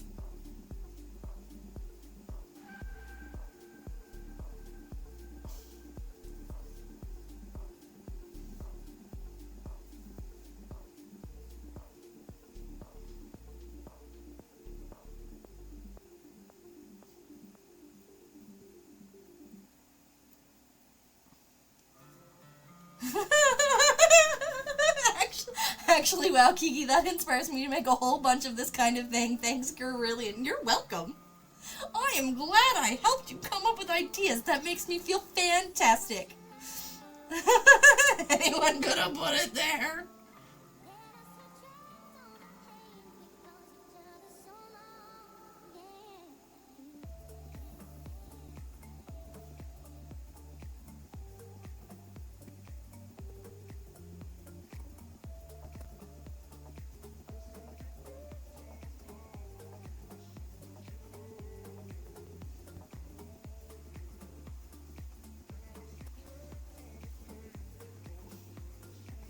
Why would anyone else put my fish there?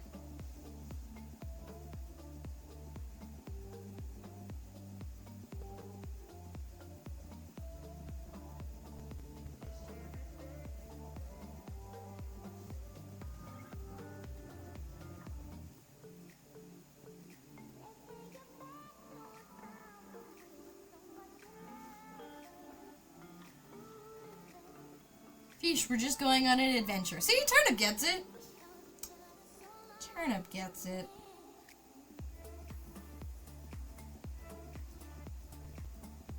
We need fishy adventures. It'll be like that, Flat Stanley. It goes on vacation, and it takes pictures of it various places. It's just the catnip fish going on vacation, taking photos at various places. There are ducks in Kim's studio. Fish wouldn't go there by themselves.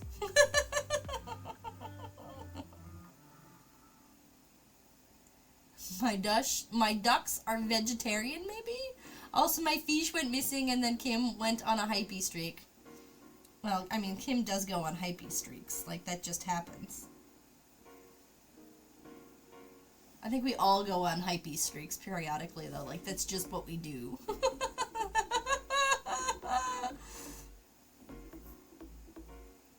How do you... I guess it's catnip fish. I'm like, how do you huff fish? Right, catnip.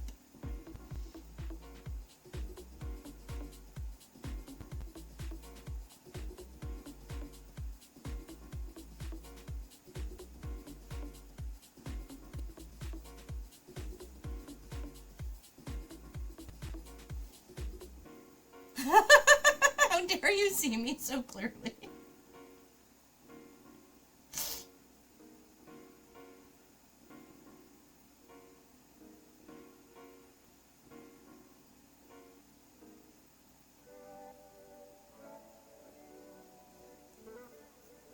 Marshmallow would be the master of huffing the fish. Oh yes, absolutely she would be.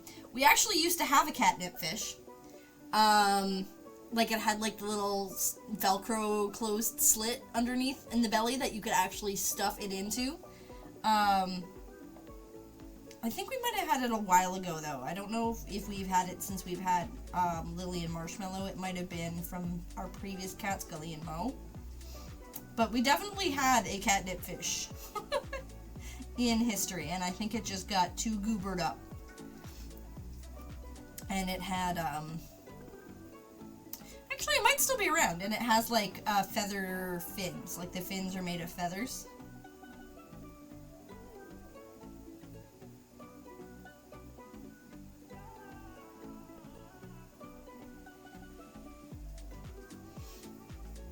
New catnip fish for cats. Yowza catnip toys are the best. They have a banana, a cigar fish, rainbows. Oh yeah. Oh yeah. We don't even need the ones anymore that you physically have to put the catnip into. Like, both my cats are the kind of cats that if I just, like, I'll, like, take the toy and I'll, like, dip it in the bag and, like, rub the outside, like, the bag on it kind of thing, and then just get the excess off, give it to the cats, they're happy. I don't need a whole one that I can stuff it into anymore.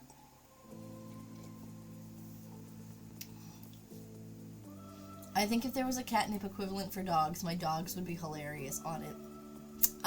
Absolutely. The closest equivalent for dogs that I know of is actually wind. That is one of the reasons why dogs like to stick their heads out the window when they're in the car, because when the wind hits their noses, like, I mean, one, they're getting a lot of sense, and that's a big thing for dogs, but when the winds hit their noses, it gives them a little bit of an exhilaration-y feeling. It's not quite like being high, but it's very exhilarating for them, and that's why, one of the reasons why dogs love doing that so much.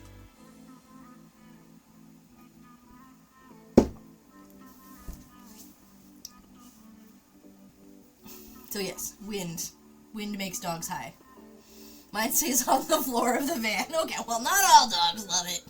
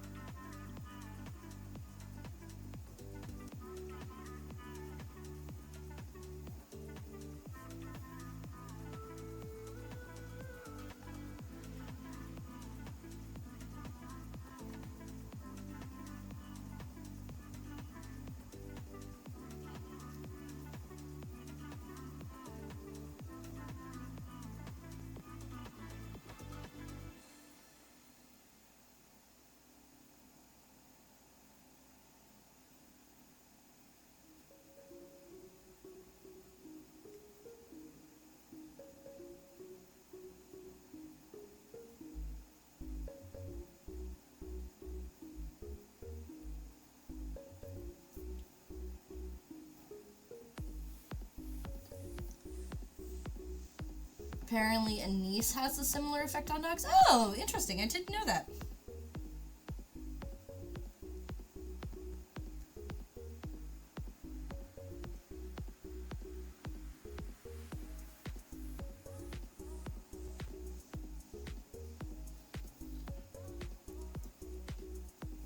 It's okay. Sometimes it's really interesting to have weird animals. Marshmallow likes coffee and beer. She always tries to stick her head in my coffee cup. And she's taken to, like, if Hunter and I sit down with a beer, which is very rare. We almost never have beer in the house. We only have beer in the house right now because Hunter had bought some recently to celebrate his late grandfather's birthday.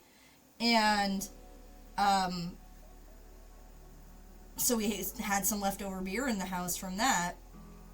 And, so we'll be sitting around having a bottle or whatever, and, like, Marshmallow will, like, come and try and lick the bottleneck of the beer, like, trying to get in there. I'm like, you are not, I'm afraid to, like, put it in a glass around her. Like, she will stick her head in and drink my beer. And she always sticks her head in my coffee and tries to drink my coffee.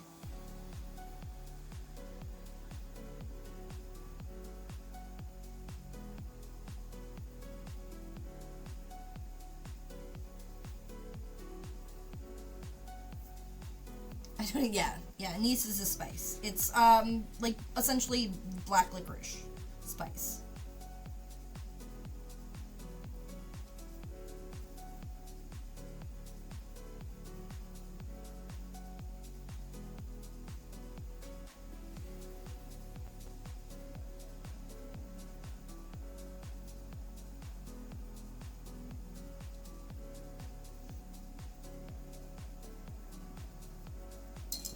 I guess Marshmallow probably still bread as well then.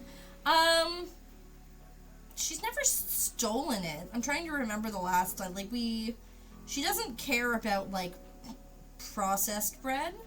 And I don't remember what she did the last time I made fresh bread. Because, like, I make fresh bread every now and again. Oh no. Okay, we're good. I make fresh bread every now and again.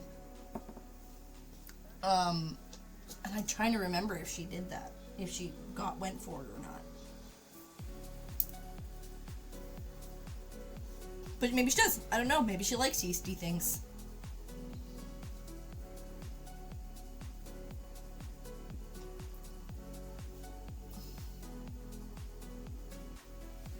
I'm not sure what would have gotten her with the coffee, though.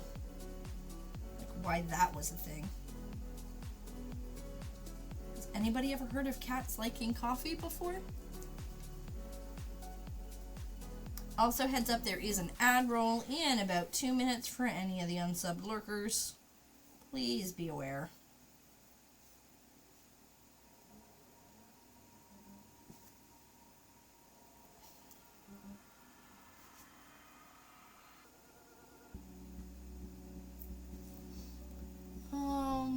Because some cats go after yeasty things. So if I thought Marshmallow likes beer, she absolutely might. That makes perfect sense. I just trying to remember what she did the last time we made homemade bread.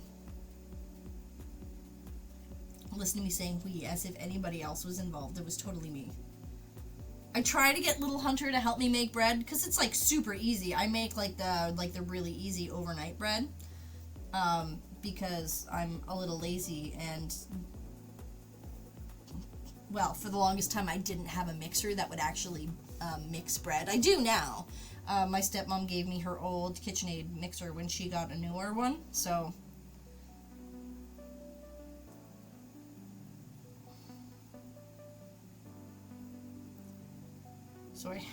I could make bread more often, where I don't have to like start it the night before.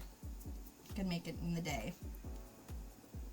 But even that, I feel like is a lot of, it's more work. I like doing the overnight bread because it's really easy and simple and lazy. Because there's no kneading, there's no anything else. You just let it rise overnight.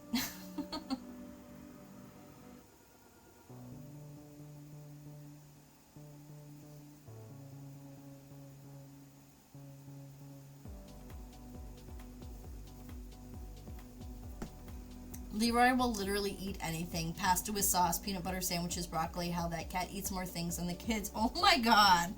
That's hilarious.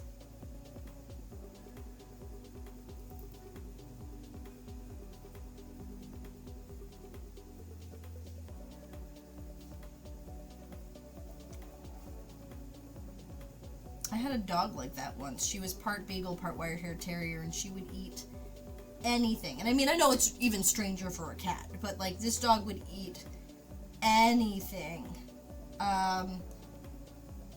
She used to eat my mom's slippers. She would eat crayons. She had the most rainbow colored poop if we weren't careful. She ate anything she found in the yard, including her own poop if we didn't clean it up right away. She was a special dog. In many, many ways, not just in her eating her poop.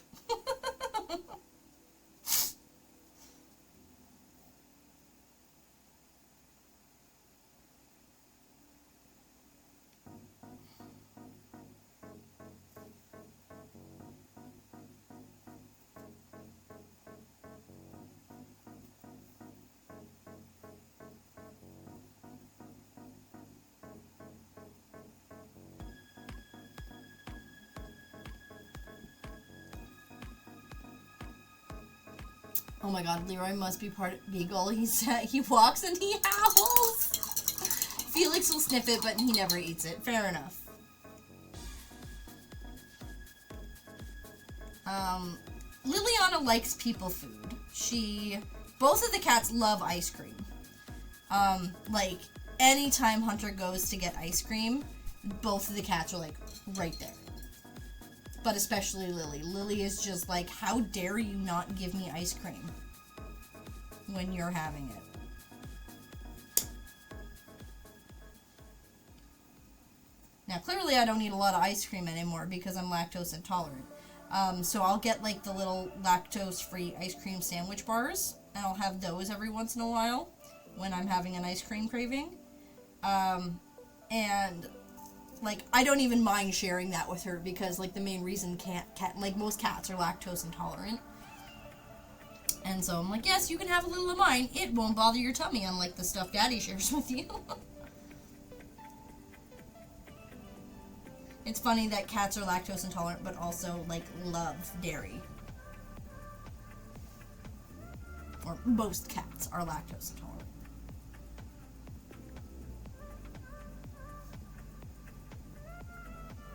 This is the awkward spot we're getting up here.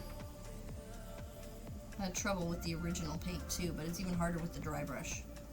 Well, I didn't do too bad. I can't get quite up there to... Maybe.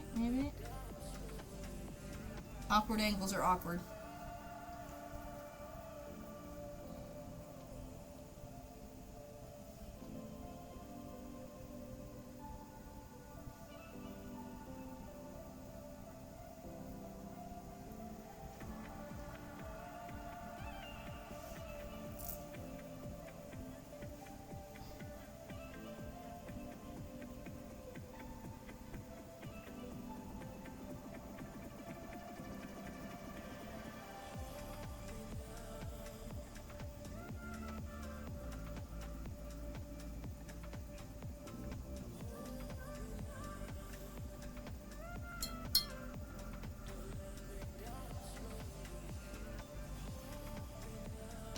My dog growing up, her name was Candy Cane because she came from the pet store and they didn't have her exact birthday, but they knew roughly how old she was, and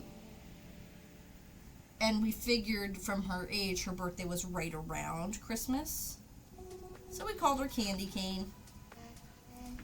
But we just called her Candy for short, and it was spelled with a K, and I don't even know whose idea that was. Probably because most of my family members' names began with K. Like me and my dad and my sister, our names all begin with K. My mom's did not. My mom was the odd one out.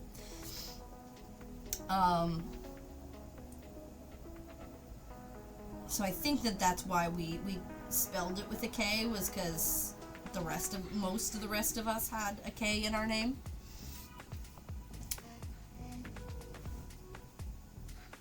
Lunch nom tol macaroni with sauce. Ooh, the sauce that's gentle on my tummy. Excellent. Gentle tummy sauce is always excellent. I am just so excited that I need less gentle tummy things. Like, now that I figured out my problem is dairy, I can actually... And I've been without dairy for long enough that my stomach has been able to mostly recover. Like, I can have my triggers again. Like, that's why I've been able to start drinking coffee.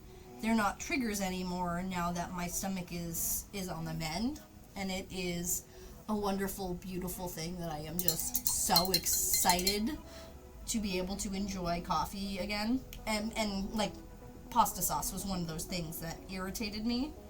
I thought I had a real tomato intolerance. I've always had a wee bit of a tomato intolerance, specifically the skins.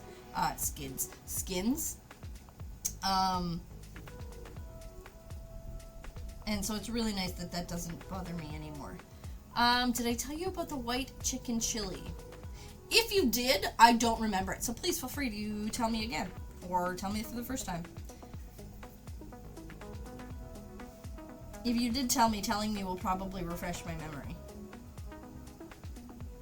Because I'm usually like that.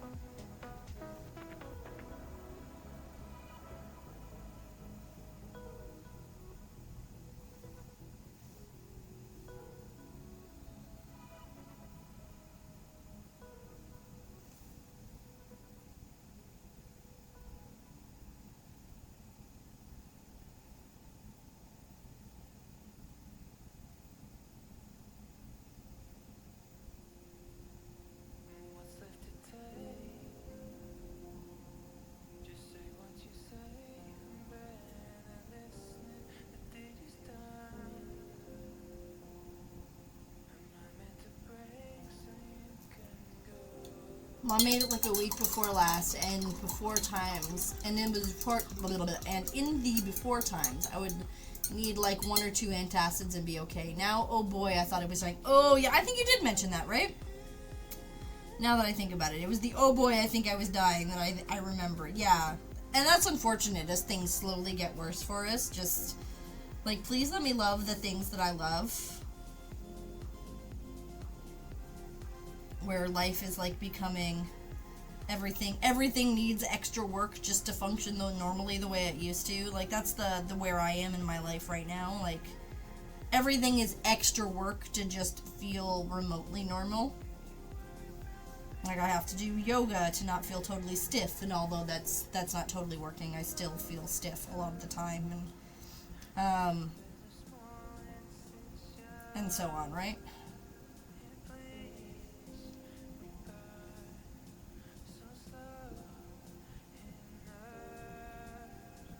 I feel like I have gotten most of this now. There's a little bit in here I still need to get.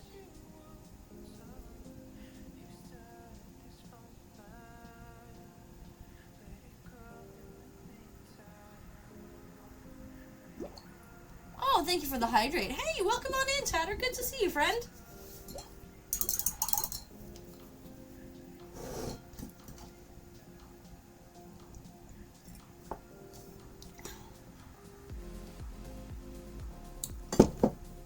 We're making some progress on Eevee. We're doing our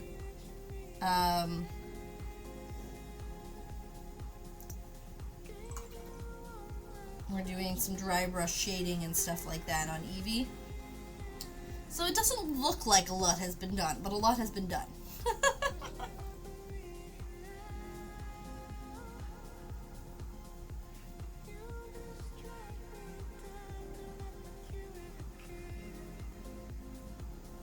Alright, I think that's about it for the mane. Done around the paws, around the paw itself, and part of this leg.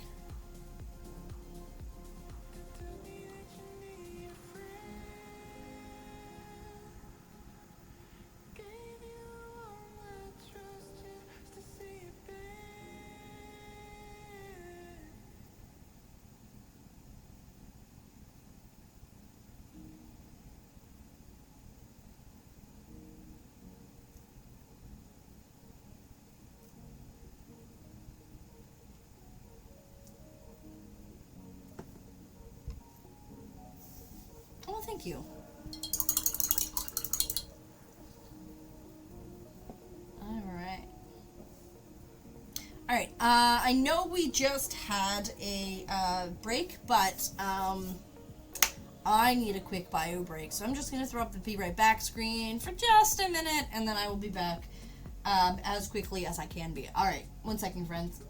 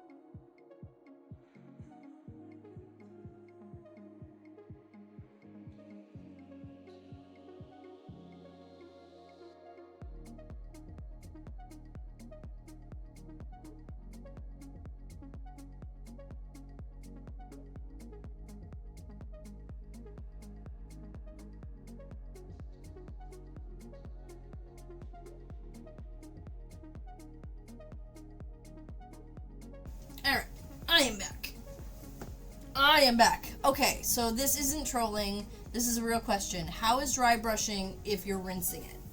Well, I'm drying the brush in between. Dry brushing it's more of a, like, as long as the brush is dry, and I mean, you have to dry the brush really good, but you dry it enough that the bristles are mostly dry. I probably shouldn't rinse my paintbrush as much as I do, but it gets really gummy if you don't. So you dry your bristles and then you remove as much paint as you can. Well, hello, Lily. What's up? Did you come back to see if you could get some more catnip? Hey. Hi. Welcome to the studio, Lily. What's up? Do you want up in the window? I'll put the stool here so you can get up in the window. Is that what you want?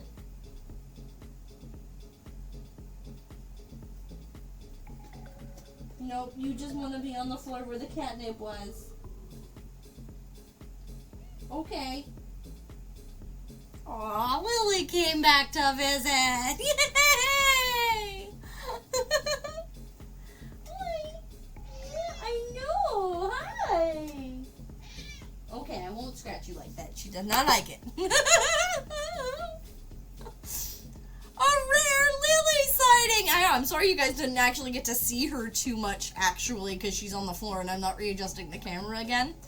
I think I might have to just cave and get the wall camera mount so I can have a second camera that I can do easier overhead shots, as well as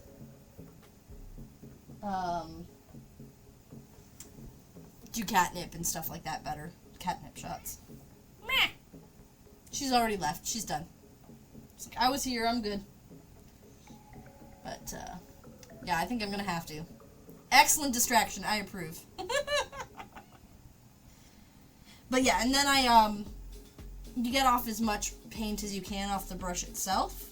So there's really only a little bit of dry paint on the brush, or at least this is how I do it. I have no idea if this is the proper way of doing it.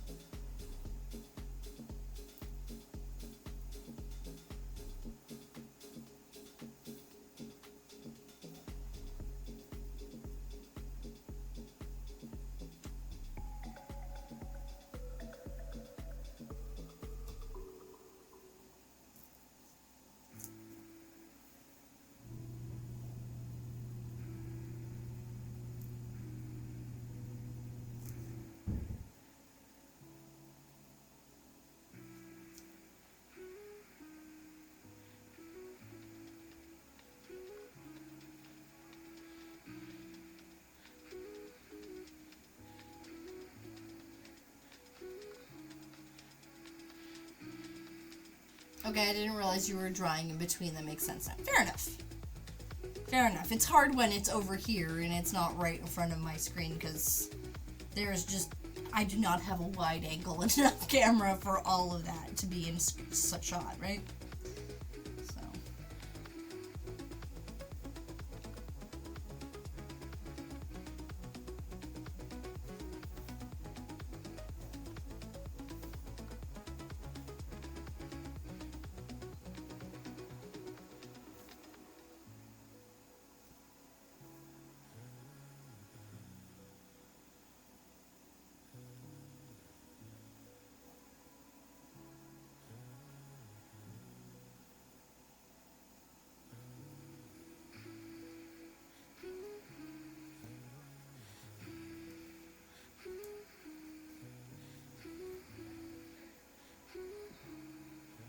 Oh no, her ear is cracked.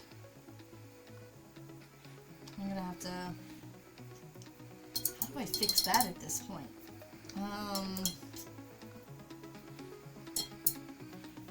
Probably a little bit of super glue. Just the tiniest little bit. I don't want it to mess up the paint. But I need to secure that.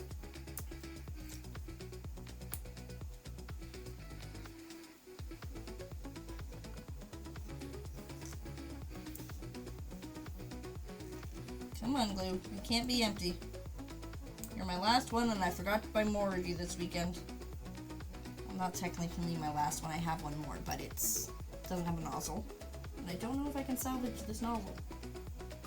Oh, maybe.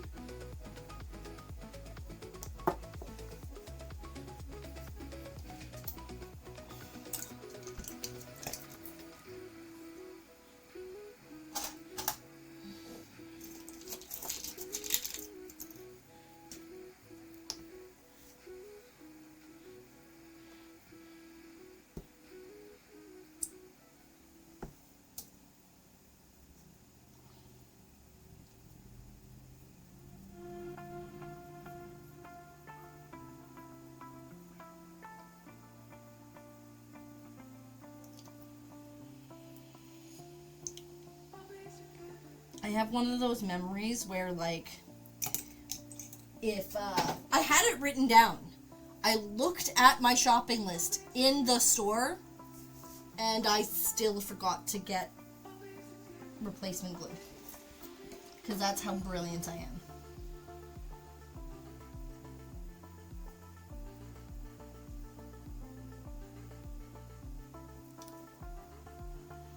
Okay, that is an incredibly fine space. I think I'm going to have no choice but to ruin a paintbrush to get in there. What do I have that I don't mind ruining?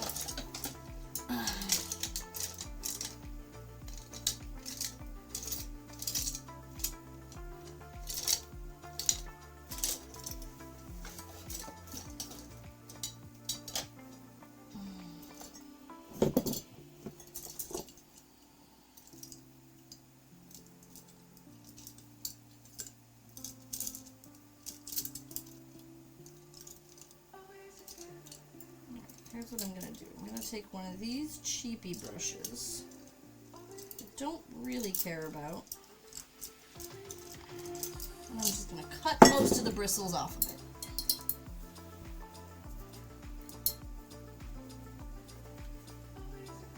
Well, this one seems perfect. Most of the bristles are dried on something anyways.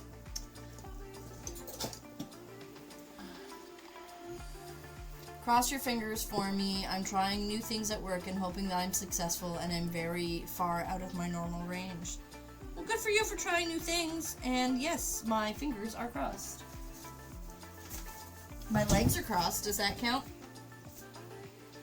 I always sit cross-legged. Like, I sit crisscross applesauce pretty much at all points of my life.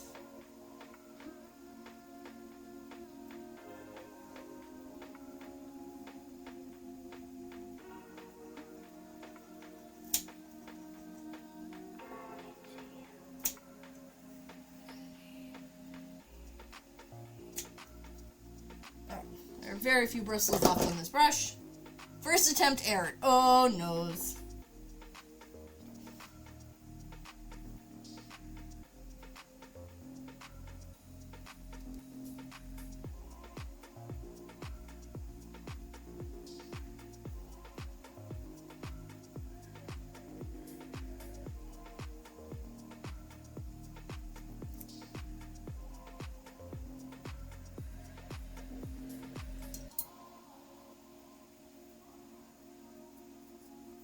Alright, that is now a tool for that kind of thing and not a paintbrush.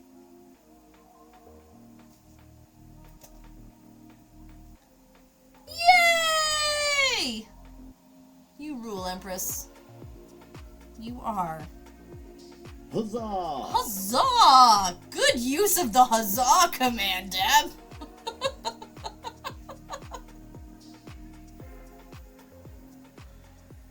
Alright, I think that's good. Alright.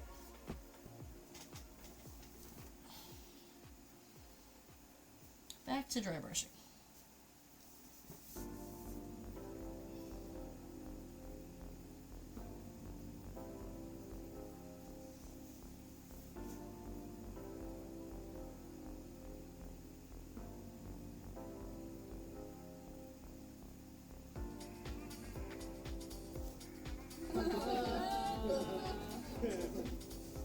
Forgot about some other steps, but the hard part is done. Excellent! Well, I'm glad the hard part is done, and it works, and that's excellent. Empress ruling, whoever heard of an empress that ruled? Haha! Welcome in, love. Good to see you, friend. How are you feeling today?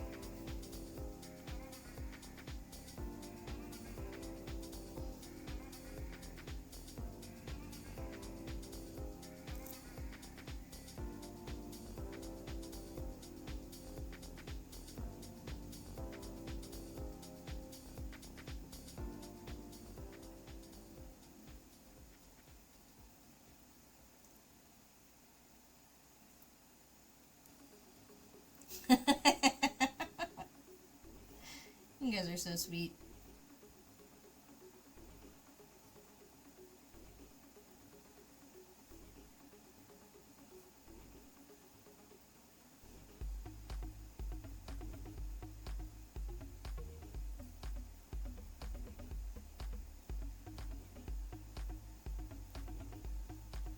You don't really need to worry about doing the inside. It has its own shading from the way we did the darker down here and the lighter up here. So we just need a little bit around the ears.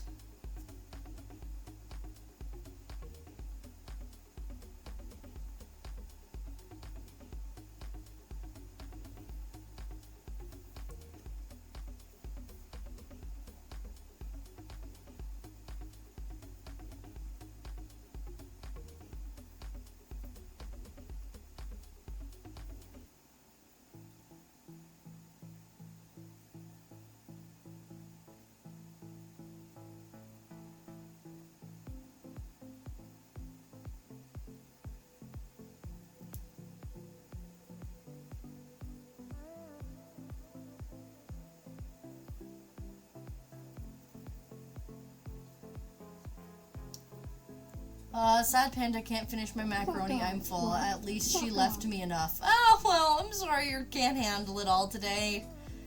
And no, no one did anything like go to the store, look at their shopping list, and still not get the things on said list. Oh, yeah. I definitely did that. I definitely did that again. I definitely do that. All the time. It's even worse when it's the grocery store and you're, like, looking at the whole list, and then you forget, like, oh, yeah. I looked at that thing on my list like 6 times and still didn't go and find it.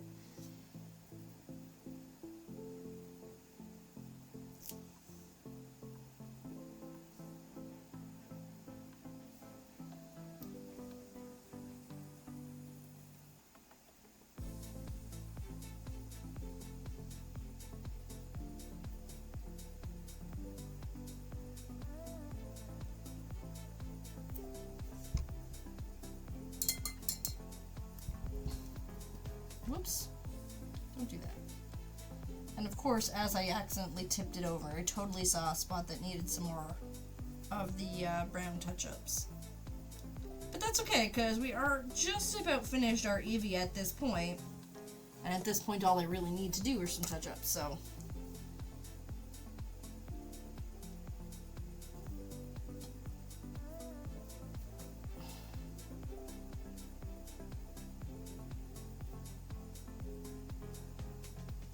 Keep noticing spots where the gesso comes through just a little bit more than I'm comfortable with.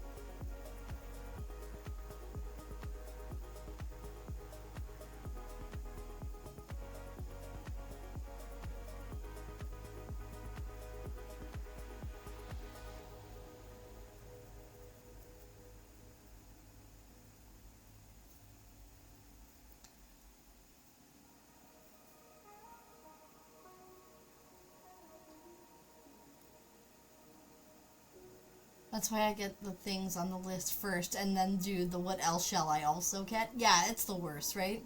Look, my dad actually did something for me without asking a ton of questions, which was awesome, and I'm happy. We're all happy for that. Blinks and meme face, right? We go down all the food aisles at our grocery, we get our list, and then some usually. Well, I mean, yeah, we also always get more than just our list. But I'm like the worst at going to the grocery store with a list and forgetting half the things on my list. Like, how do you even do that? Like, that takes a special kind of, like, bad at that only Kiki can achieve. It drives Hunter batty. It's also one of the reasons why he does most of the grocery shopping. That and I don't drive, but...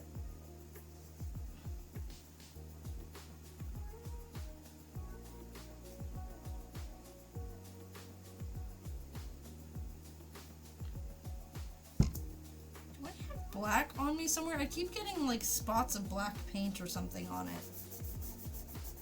Like, it doesn't seem to be coming up off my mat, but I don't know where it's coming from.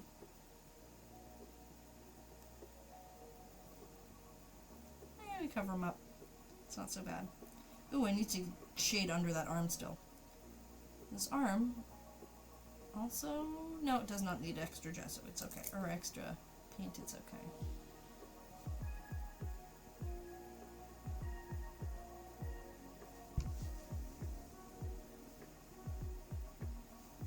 Alright. Like, I don't list individual lunch items as just lunch stuff, and that's actually a lot. Oh, fair enough, right? Like, we've done that kind of stuff, too. I mean, it just makes sense sometimes. But, like, specifically, I had on the list that I had to go into the dollar store, essentially, I had 2 places to go, and like 5 things on my list. I needed contact cement, Mod Podge, crazy glue, foam core, and like one other thing that I don't remember what it was off the top of my head. And I got the foam core, and I got some other stuff, and like I was looking at my list, but I guess because it must have gotten mixed in like the other, like the contact cement and the Mod Podge, that I just missed it when I was in the store. And I'm so mad at myself. I got everything else. I did not get the contact cement, but that wasn't my fault. That was the store's fault. They didn't have the big bottle that I need. Because I need a lot of it for mounting the puzzles for the soundboards. Alright.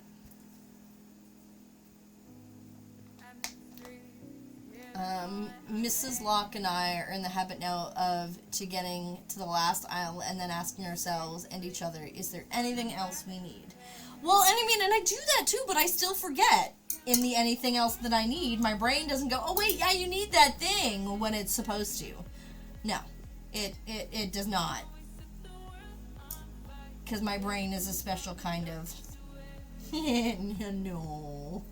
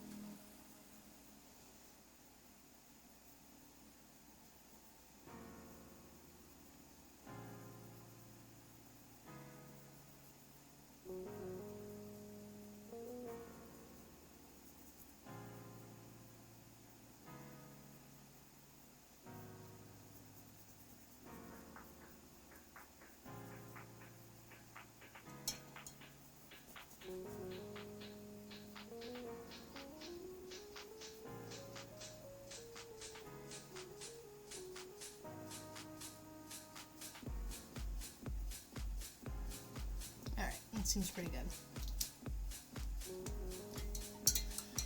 Oh, our brains do that when we get home. Oh yeah, of course. And everything that's on my list.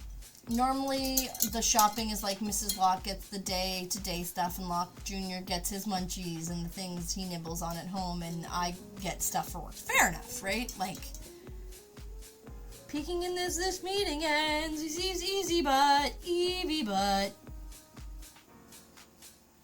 Well, because we're all but finished. Ba-dum-bum. Wait, I've got a button for that.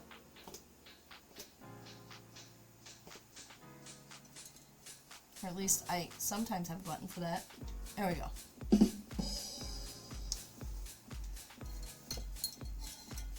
Alright. So yeah, that's pretty much the Eevee finished. Let's see, is there anywhere else that we need some touch-ups? That's probably the best thing for us to spend the last couple of minutes doing here on stream, is just seeing if there's anything that we missed, anywhere that could use a little bit of extra deepening of tone and texture. Are you going to paint the butt? Well, I'm not putting a butt on it. I should have sculpted a butt on it. But to be honest, it was for my kid, and so, well, I'll be honest, I didn't even think of it at the stage of sculpting when putting a butt on it would have made sense. I'll make sure that the next thing we make that could have a butt does, because the next large sculpt we do is going to be the Omu, and it's not going to be, oh, sorry, the bottom? No, I'm not entirely sure exactly how I'm finishing the bottom yet. It's going to depend on how the case goes, but I'm probably going to end up affixing it to a base in one capacity or another, so I'm not too worried about it. I might actually, what's on here might actually end up getting sanded off, just so that it doesn't, because you'll see hair have like even the gesso chips off of it sometimes if you're not careful. So I might even sand this off so that the adhesive of whatever I do to stick it to the base functions. What I'm probably going to end up doing once I get, because not the paint just rubs off whenever they, but yes, Locke, you're so crass. I mean, we all are sometimes, but you've got it going. So,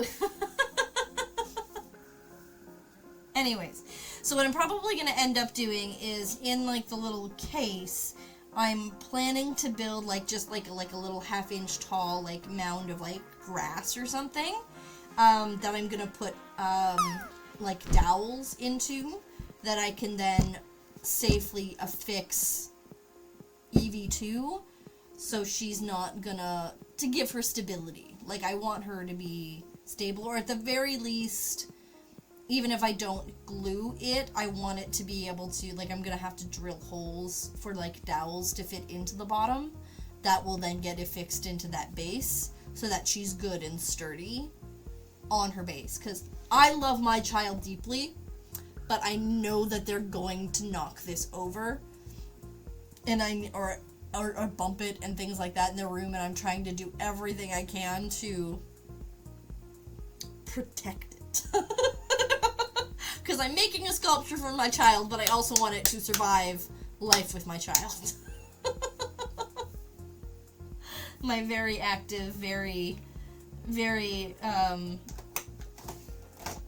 yet very, absent-minded child. They were not named Grace for a reason. Oh yes, it's totally true. If we had named Little Hunter Grace, and they turned out to be the person they are, oh wow, it would have been, like, hilarious.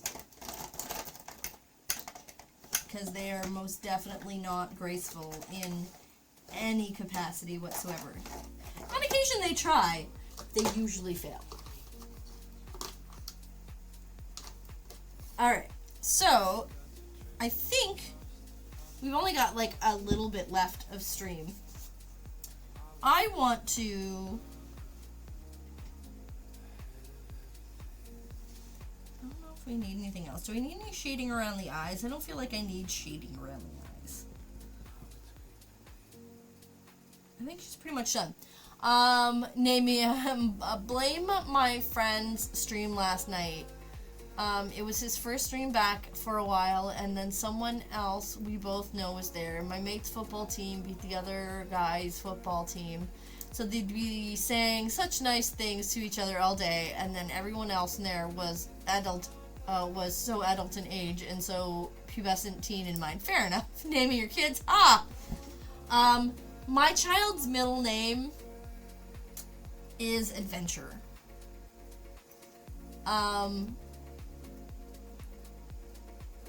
Pretty much in Spanish, so that they can be El Adventura Hunter. Originally our plan, and this is why my husband, to this day, Hunter claims this is one of the reasons why he married me. Originally he'd always had a dream of having a son, naming him Zane, and giving him the middle name Danger, so he would literally be Z Danger Hunter.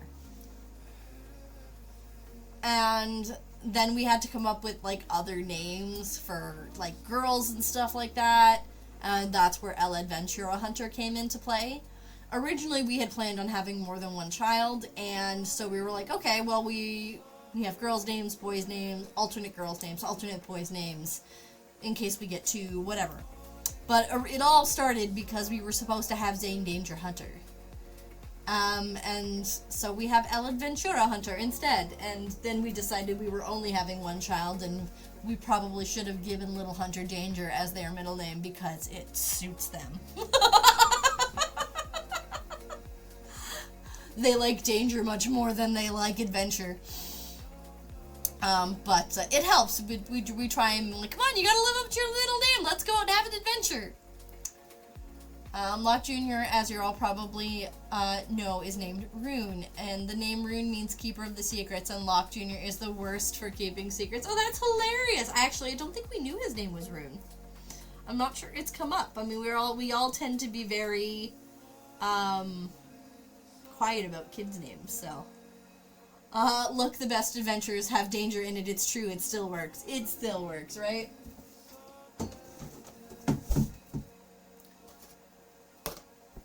Alright. I also want to check these out. I realized I have these Eevee paints and they're metallics, and I've never even opened them to see how good they are. So I'm gonna spend a few minutes playing with this paint and just to see how good it is and whether it's worth using. If his surname was Hunter, you may have tried to name a child anything started with L and a middle name of Bargain. Yeah, I mean, if we had enough kids, we probably would have gotten to Bargain as a middle name. But we needed a danger and adventure first. Both of mine have family names or slight modifications. Fair enough. Okay. Let's see, how gold is this gold? That's actually not too bad. Ooh, paints are usually not too bad. So that's actually quite metallic-y, which is good, because my gold metallic paint is like dying. So it's good to know that I've got a half-decent alternative. I'm going to put these in a different shelf.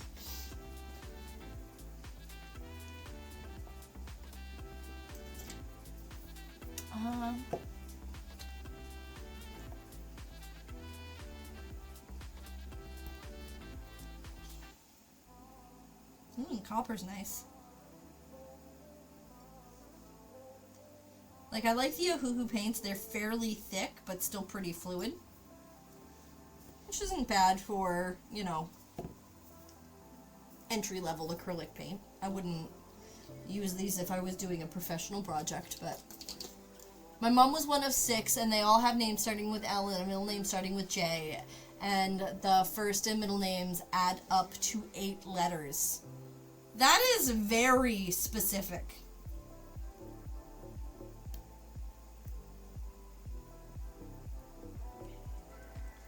My mother was one of 4. And,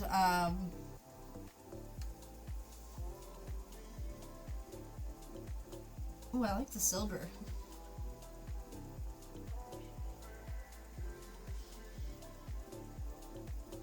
Alright, cool. Those are actually fairly nice, and that's good. Oh no, the silver exploded. It spooged. We're not that kind of stream, silver paint. Don't do that. Alright. Good to know. Alright, I'm gonna go put those paints away. Alright. Since we seem to actually get through all of the painting today, which is just lovely. And I'll be able to rinse out those paints from the Eevee.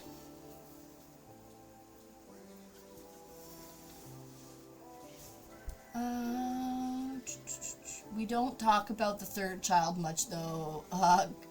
Gotta choice your own. You're funny. My grandma says it was coincidental, but we all know that's a crock of bullshit. Yeah, absolutely. When it's that precise, where it all adds up to the same amount of letters, the letters, I think, might be weird. Like, might have been a coincidence, but, I mean, at least one of them had to be planned. I mean, if there's that many kids, after you get through, like, 2 or 3, you gotta, like, be planning for it after that, right? Like, you just kind of got to. He forgot to add adventure to the end of the second name. Choice your own adventure, right? Yeah. Yes, we have been talking names. Nothing particularly fun and funky going on. What is going on here? Why are you...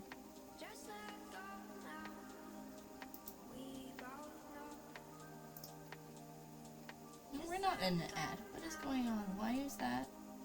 One of my displays is showing me I'm in ads when I'm totally not. Okay. Weird. Okay. A friend of mine did the number of letters thing with her 3, and they all have 13 for the first and middle. That's weird. I didn't know people did that. People, like, intentionally have the same amount of letters and names. That scheme is mostly impressive in dedication. Yeah, absolutely it's impressive in dedication. I didn't know people, like, did the number of letter in their names. Like, I mean, alliteration of names is pretty common, but I didn't... That's definitely a weird dedication to that kind of stuff. My uncle made sure all of his kids had the initial boy. See, that's kind of interesting. Right? Like, I mean, initials are one thing, but, like, length of letters in the name, that just seems weird and really restrictive in odd ways, and is going to end you with having, like, really weird spelling of names to get it to work sometimes. My mother is the last of 7. Grandma wanted a girl, and it took a while. And each of them has one traditional Norwegian name and one biblical name, and the biblical ones turned out very practical for the ones who went abroad. Fair enough. Your Uncle Kratos. And yeah, as a kid I was convinced my parents, like M brother more because he had more letters in his name, I might have had issues. I mean, I guess if members of your family made a point of that, and then there's a difference, that could be a thing, but...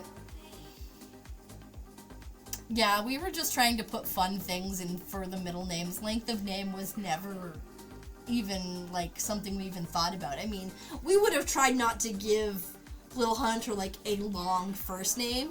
Like, there was no way we were, you know, going to give them some big, long, elaborate name. But, yeah, that's weird. I don't know why that strikes me as so weird. It shouldn't, but it does.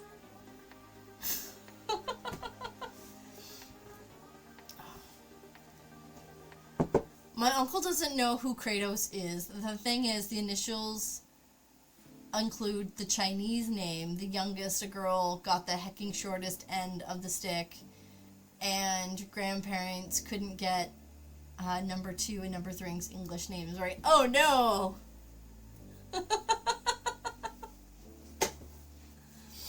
Oh no. Yeah, I guess it would help. Like, how, like, what are... Like, how weird are Scandinavian names? Like, most of the Scandinavian names I've heard sound different, but aren't, like, super weird. Ryan,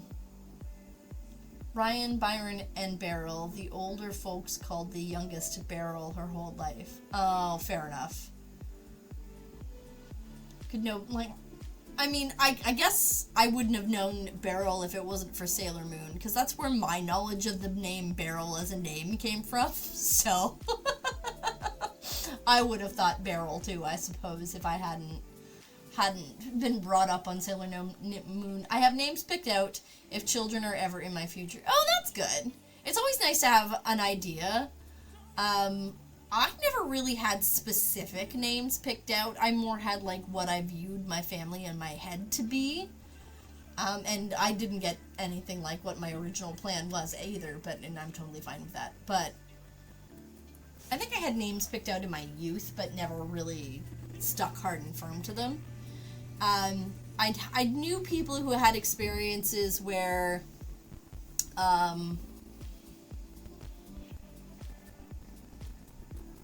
like, when people had been pregnant and named their child early on during their pregnancy and then miscarried. And so, and like, that was the name I wanted to name my child since I was really little, and I can't name another child that because in my mind, this child that I lost was that name. And so I think from a very early age, I kind of learned not to pick a specific name in my head because I didn't want to lose it to something uncontrollable like that. Or have to mourn the loss of that name along with my child, too, kind of thing. So I think I kind of learned not to do that very early, where I didn't pick a specific name that I always wanted. Oh, yeah, I missed a whole lot. Meanwhile, my MB ass has been trying to figure out my own name for years because I went and found one that doesn't work in Norwegian. Oh no, I'm not Skady. I just live here. I'm Chinese from Singapore. Fair enough. Scandi. Yeah, I think I knew what you mean. I think I knew what you meant. I'm quite sure that Suncup knew what you meant.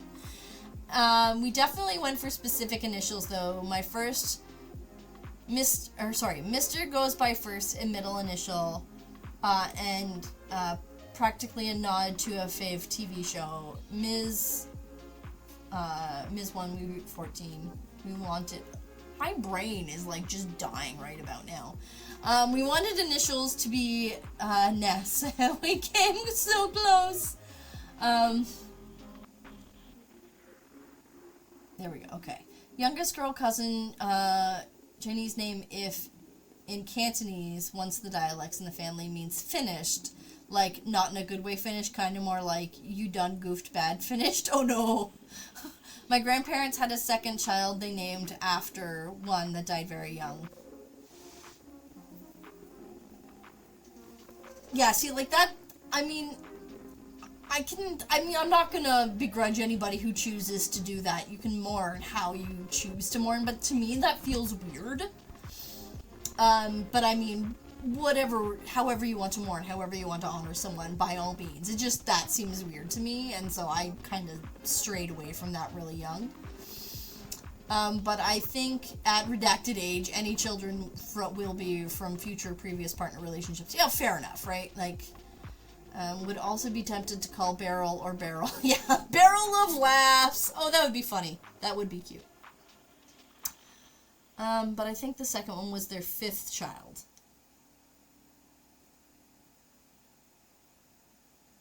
Interesting. Yep. See, if she wasn't Chinese and born elsewhere, it wouldn't be as bad. Fair enough.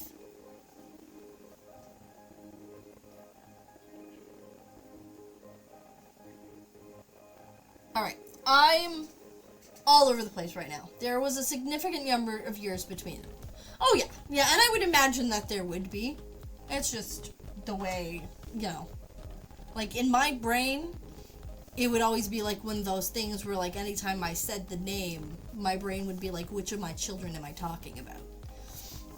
Even though clearly I would know the difference, there's just this, I don't know, just because, and I probably get it from the fact that when it happened to that person, they're like, I could never use that name again. And it breaks my heart that I can never use that name again, but I could also never use that name again, because I'm already brokenhearted over someone with that name. So, and I mean, I think I probably drew from that experience of them a little bit, whereas if that hadn't happened, I probably would have been less likely to be like, less likely to refrain from using it. But I only ever had one child, and I didn't name the first child that I miscarried, so well, it's all good for me. I'm still thankful for my granddad breaking away from the family book. Otherwise, my entire generation would be a lamp of sort of be a lamp of some sort. A lamp. There's a poetry for all the academic fams. That is a thing. And each generation has a character. My generation got the character for light lamp. Oh my goodness. Yeah, I guess that probably is a good one to have missed. Yeah, I'm gonna snooze this ad because we're gonna raid out pretty soon. And I feel... Oh, I'm getting lost. We settled on a name for our son. A name, if he'd been a daughter, that was as far as where we went. Mrs. Locke doesn't want another, and there's one's plenty enough. Oh yeah, we definitely feel the same way.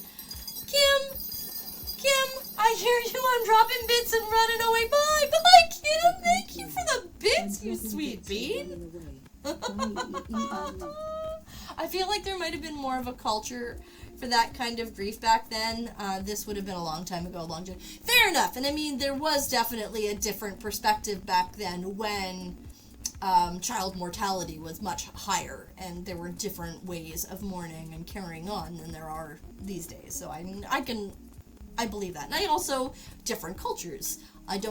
My culture, culturally, for me, that's weird. That may be perfectly normal culturally otherwise. And I'm not trying to say I have any, it just doesn't make sense to me, personally. Run, Kiki, run! Good day, desk house, standing and broken. Yes, right? Exactly. Hi, desk house, standing. Yeah, that'd be weird. Yeah, I couldn't imagine naming things weird, things like that.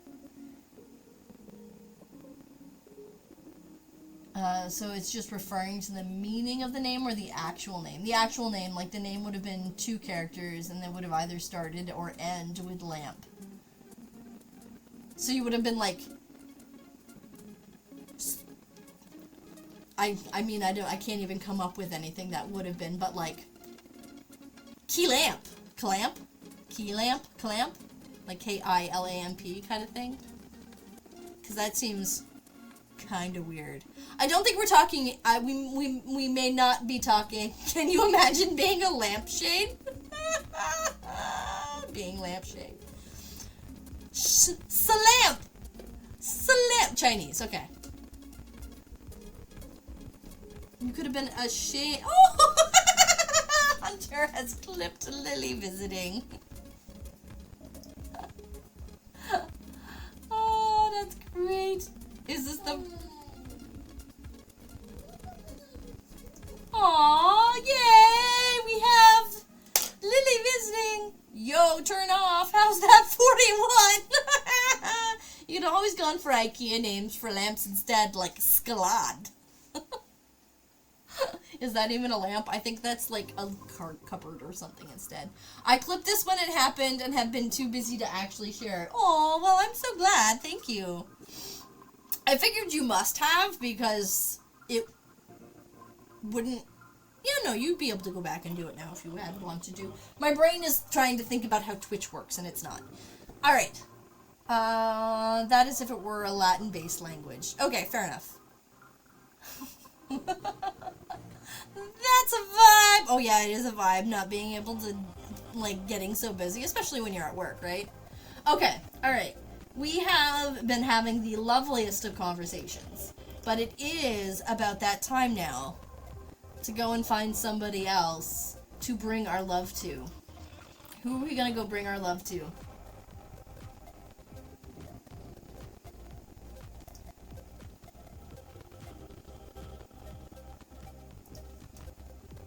Alright, let's see.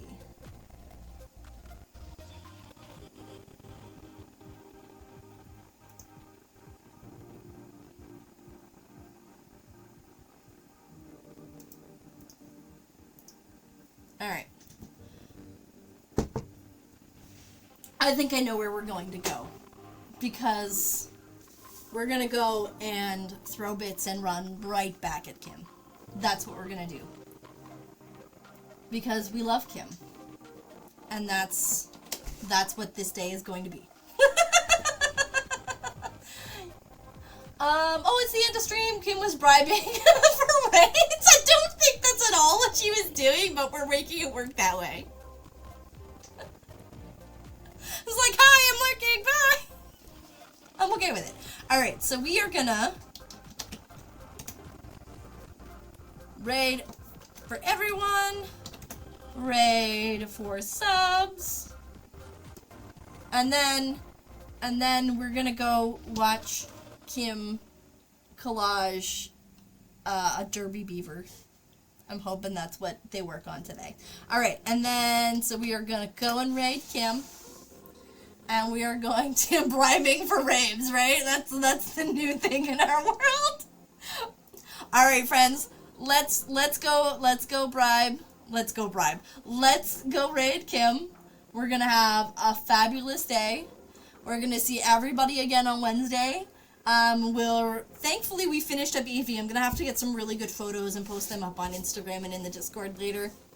And we're gonna go see our friend, and I'll see you guys again on Wednesday, and we're gonna work on some jewelry or something, and it's gonna be good times. I'm excited. Friends, thank you for being here. Thank you for having a good day with me. Thank you for making me do weird things and have weird conversations and everybody being okay with it. You guys are awesome. We'll see you guys again real soon, friends. I love you all. Bye-bye!